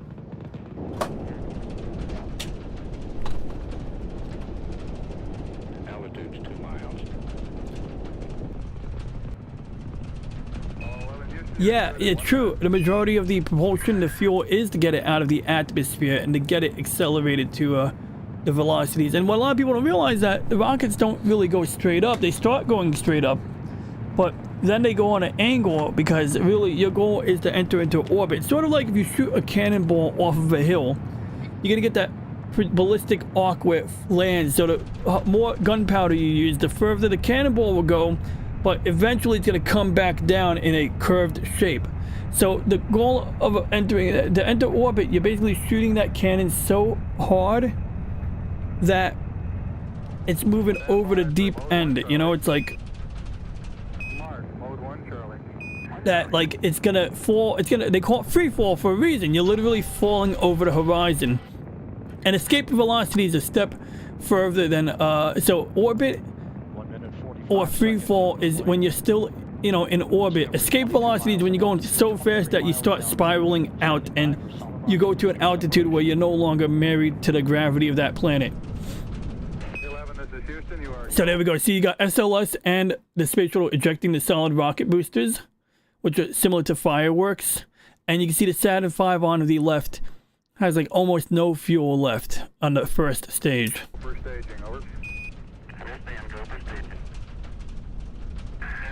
And also, yes, there's live video when the boosters eject from the space shuttle. You can watch the space shuttle flying with just the fuel tank and its main engines. And the reason that the space shuttle Columbia crashed was because foam insulation fell off of the fuel tank and slammed into the front of the wing, punched a hole in it. And during re-entry, they knew pretty quickly that the hole in the wing was fatal. Not funny, but it was really a fucked up situation, really. The people should have gone to jail for that. Damn, 9 minutes. I'm not watching this whole thing, guys. I'm sorry. These engines have some pretty serious staying power. So let's watch Elon's rocket eject. Oh, look, the bottom stage of the Saturn V is dropping. So there we go. Now you can see the second stage getting activated. Elon's rocket ejected his side booster stages. Hypothetically, those could come in for a landing now. A lot of times the Falcon Heavy, the core stage does not land because it usually goes too far out over the Atlantic Ocean to come in for a good landing.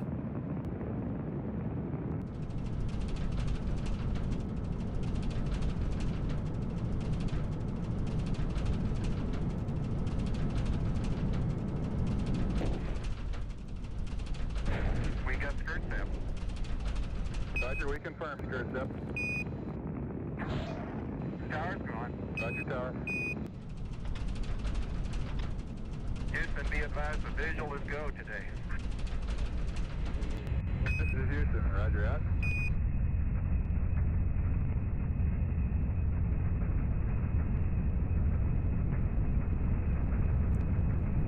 Houston, your guidance is converged. You're looking good. Okay, so now we got to do the next step here. So I'm gonna just go by the booklet, by the book, and it's gonna tell me to put the UV light on top. Damn, I'm being Korean again. Step 6, please lower the bottom of the tray. Blah blah blah. Put the light on top. 11 Houston, you are go at 4 minutes. Gotcha. Step 7 on the installation manual. Where's the step 7?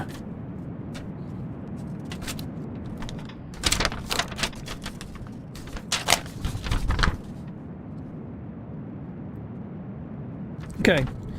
Once the glass is successfully blah blah blah, use the UV light to initially cure your device 15 seconds on the bottom and top half of the screen. After removing the top tray, wipe any excess liquid.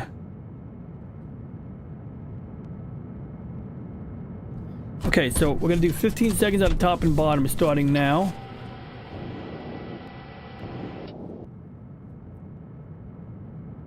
Oh, no doubt. I wish I wish my timing was better, because I know a couple of times I wanted to jump in on LiveStream, and the one time I was available, your internet cut out. But other times I'm at work, and I don't know, if you do LiveStream at work tomorrow, I might jump in on a game unless it's time for me to leave work or something, or an emergency comes up. But otherwise, you know, I'm off. I have a 4-day weekend that starts after tomorrow night.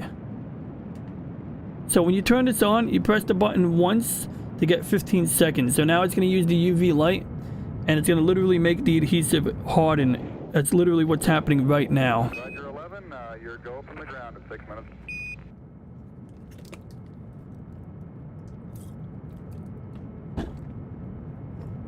Yeah, I get the logic that a lot of people, you know, think the transistor or the micro circuits are related to what happened in the 40s. I'm not really sold on that narrative. I think it's like chemistry and stuff like that, but I could be wrong, and I'm not gonna like come off strong and be like, I'm definitely fucking right, you know, because I mean, I could be not privy to key information on that matter, but that's the beauty of an institution like the Computer History Museum. You know, that they keep the notes, the books of Gordon Moore, or whatever his name is, the guy who came up with Moore's Law. Like, they have his books, his notebooks on display. I think they have Madame Curie's notebooks too, but those, you know, Marie Curie, the lady who died from her own inventions, 11, this is Houston. okay, now it is they use the alcohol to wipe away excess stuff. At 8+17, outboard cut off at 9+11. Roger.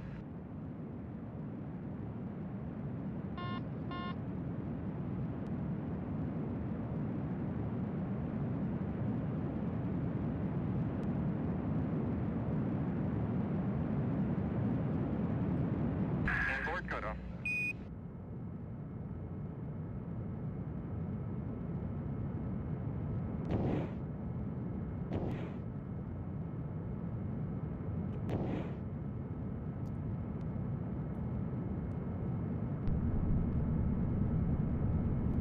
Just double checking these instructions here.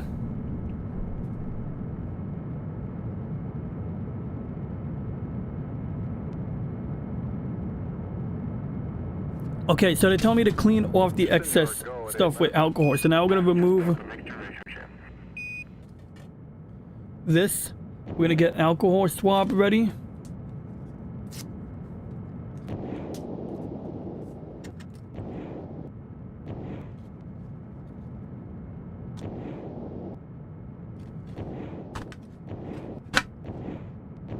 And main engine cutoff has been confirmed. Flight Dynamics reporting a nominal main engine cutoff.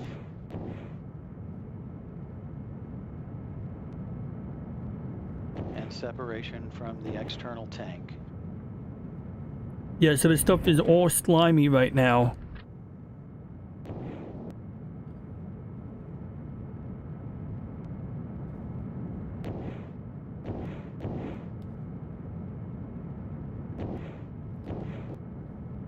But yes, Limium, thank you for having good YouTube content and being a friendly face on the platform.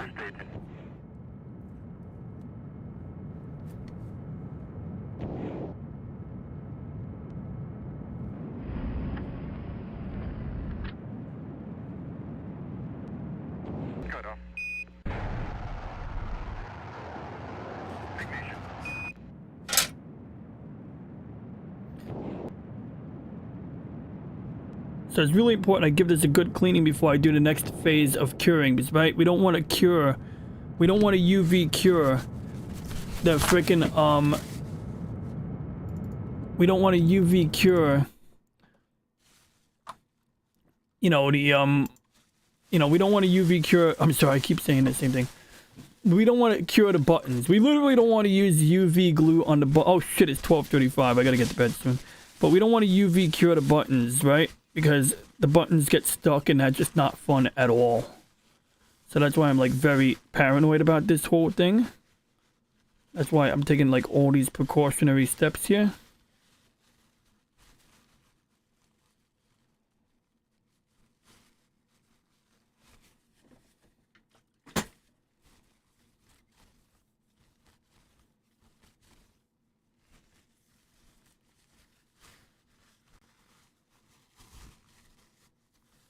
But yeah, I watched the interview of that lady who sued, you know, the previous president. And that lady's fucking bonkers. Like, she really is. Like, I'm not even trying to just, like, be a dick. It's like, she's weird. And, like, I get she's a comedy writer. But it's like, that lady, it's hard to imagine she's got any credibility. And I'm not saying Trump has much credibility, I mean. But that lady, it's like... Plus, it's just interesting, you know, when you know that, like, a guy who's affiliated with, like, you know, particular political party preferences is the one who's funding her legal fees or funding her, you know, legal case, her, whatever you want to call it. Like, that's kind of like, you know, I think speaks volumes in itself. You know, it's like saying, okay, there's some motive here. It's not just that this, you know, one thing or that thing. All right, so let's go on to the next step here. So now we're doing the 60-second curing, and usually I do it longer than I'm supposed to, because I like to play it safe. So anyway, you know, while we're doing that, I still gotta add some music, but I want to play everyone out. So I do want to thank everybody for dropping in tonight. You can see Chaos for You 782-879, I forgot. But Chaos for You, it was good to see him tonight. Glad he's doing better, you know, after, you know, I know he had a hell of a week. And then we got my boy James. We got my boy Slim. Always good to see you, Slim.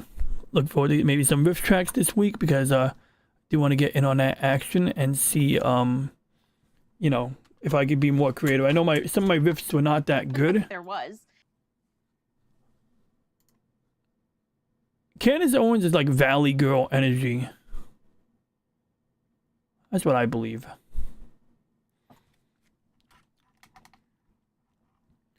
So, just gonna roll with that. So, anyway, while I'm playing this out, if anybody has any questions, and really, like, any questions before I actually go, before I say the generic thing where I go, do you have any questions? Leave a comment. Like, no, seriously, if anyone has any questions, or anything you guys want to share, or any thoughts on anything in the universe, and yeah, I think Mars' gravity is about 46%. I think that's about right, James. I'm not, you know, an expert, but I would say that's probably about right. You know, and that's the thing, like with the moon landing, I'll be honest, I could prove that the Earth is round. I could provide, you know, my own evidence gathered with my own instruments, but I can't prove that men have been on the moon. Like, I could provide very strong evidence because of the machines that were built to get the job done.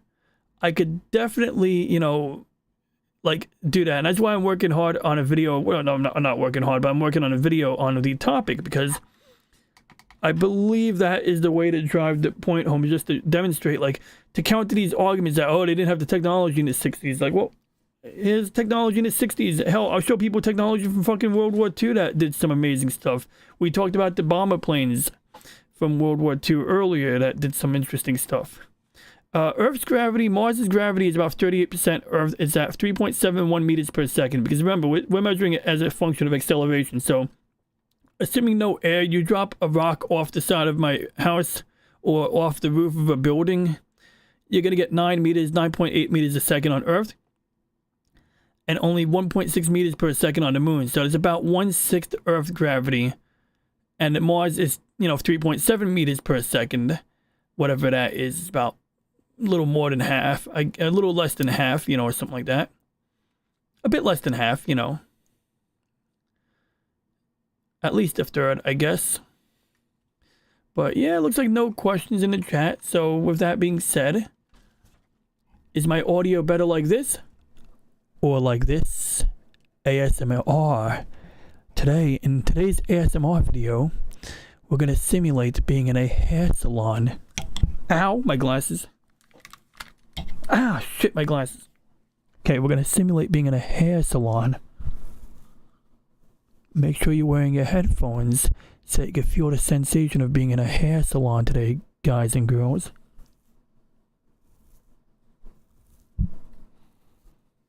You know what I got to do? It's a shame that I found some good shampoo conditioner recently, but if I didn't, we would do ASMR dandruff, right? Where you go up with like some kind of scrape and it starts snowing on my desk.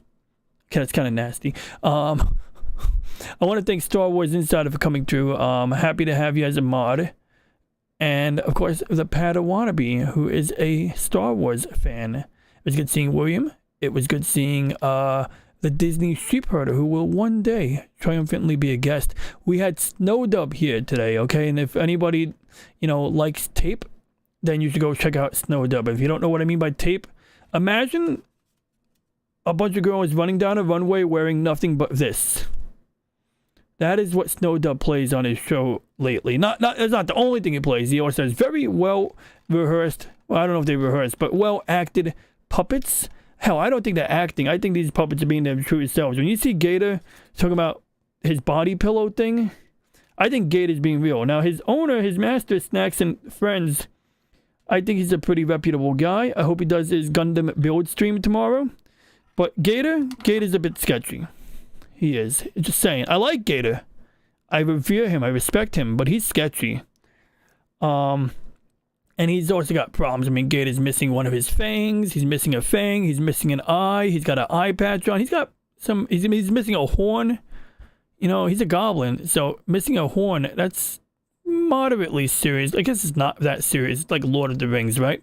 But jokes aside, I do really appreciate... Oh, shit! If William is still here.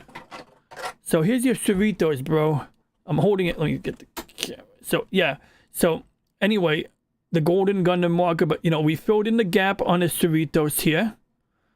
And I did some filing down with the filing tool. And you can see same thing here, right? Because there's a gap. You can see how wide the gap is in the shadow right there. We put some cyanolite glue on the Bussard collector, and it's mostly together. And then the part that I fucked up was this area right here. You can see the warp nacelle bending right here. So, yeah. That's the thing I was telling you about. So, I fixed the other part. And then I fixed it here, and then this part cracked. So I gotta put more putty on it. I might just give up on it because it's like crazy, but I mean, mostly it's in pretty good shape. I mean, it's got most of the right shapes on it, and you just give it a quick spray job, right? And you're home free. So I feel like it'd be a waste of the 10 hours it took you to print it. I'm kidding. It only took you, what, 5 hours to print it? Because, see, unlike me, William likes to print everything hollow on his 3D printer. Well, okay, I do print things hollow on my printer, too, because it is efficient. I usually like to have a little bit of infill. What William likes to do is he likes to make the walls thicker on his 3D prints to do without the infill. So it's not a bad methodology. It works. This week I have some work to do on my 3D printer. It can't work. I mean, assuming it's not that difficult of a setup, we should have, we should have some pretty, whatchamacallit, like, good results with that Sonic pad and Clipper firmware. And once we use Clipper to print more rapidly and get better quality, it'll be wonderful. And where's my green laser pointer? We can play with my green laser real quick, maybe. Oh yeah, here it is. Will the UV light dry quicker? Yeah, this is my green laser, by the way. See, look at that shit. It's like a discotheque.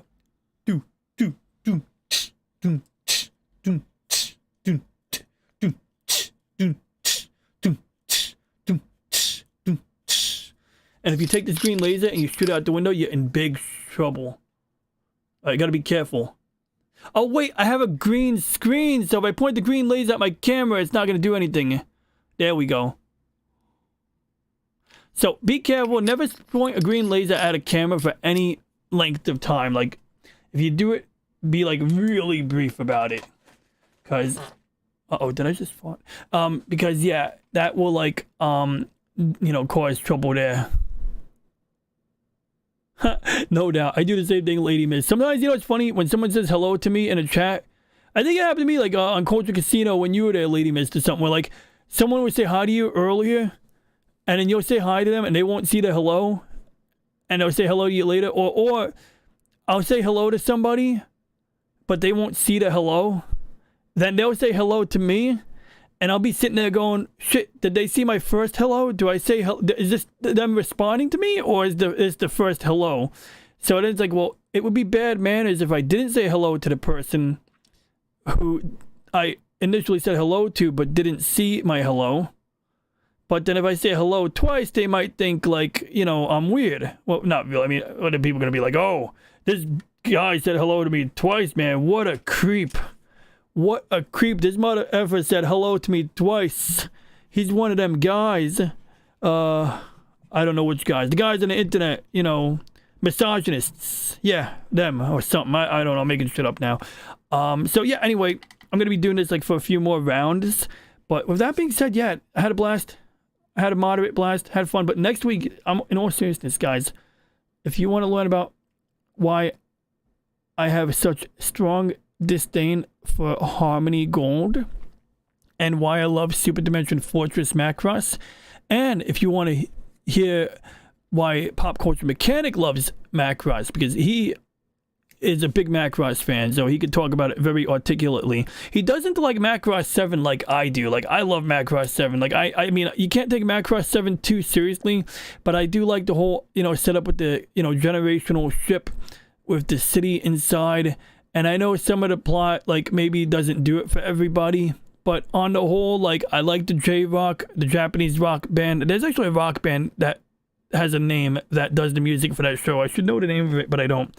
But they did a good job. And I just like that they take some characters from the original Super Dimension Fortress Macross and they throw them into the new show. They take a lieutenant and they make him the captain of Battle 7. And, you know, the battleship that is docked with the city ship.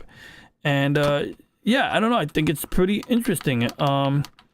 So yeah, next week we're going to be talking about Super Dimension Fortress Macross and a little bit about Robotech, which is the same thing but not.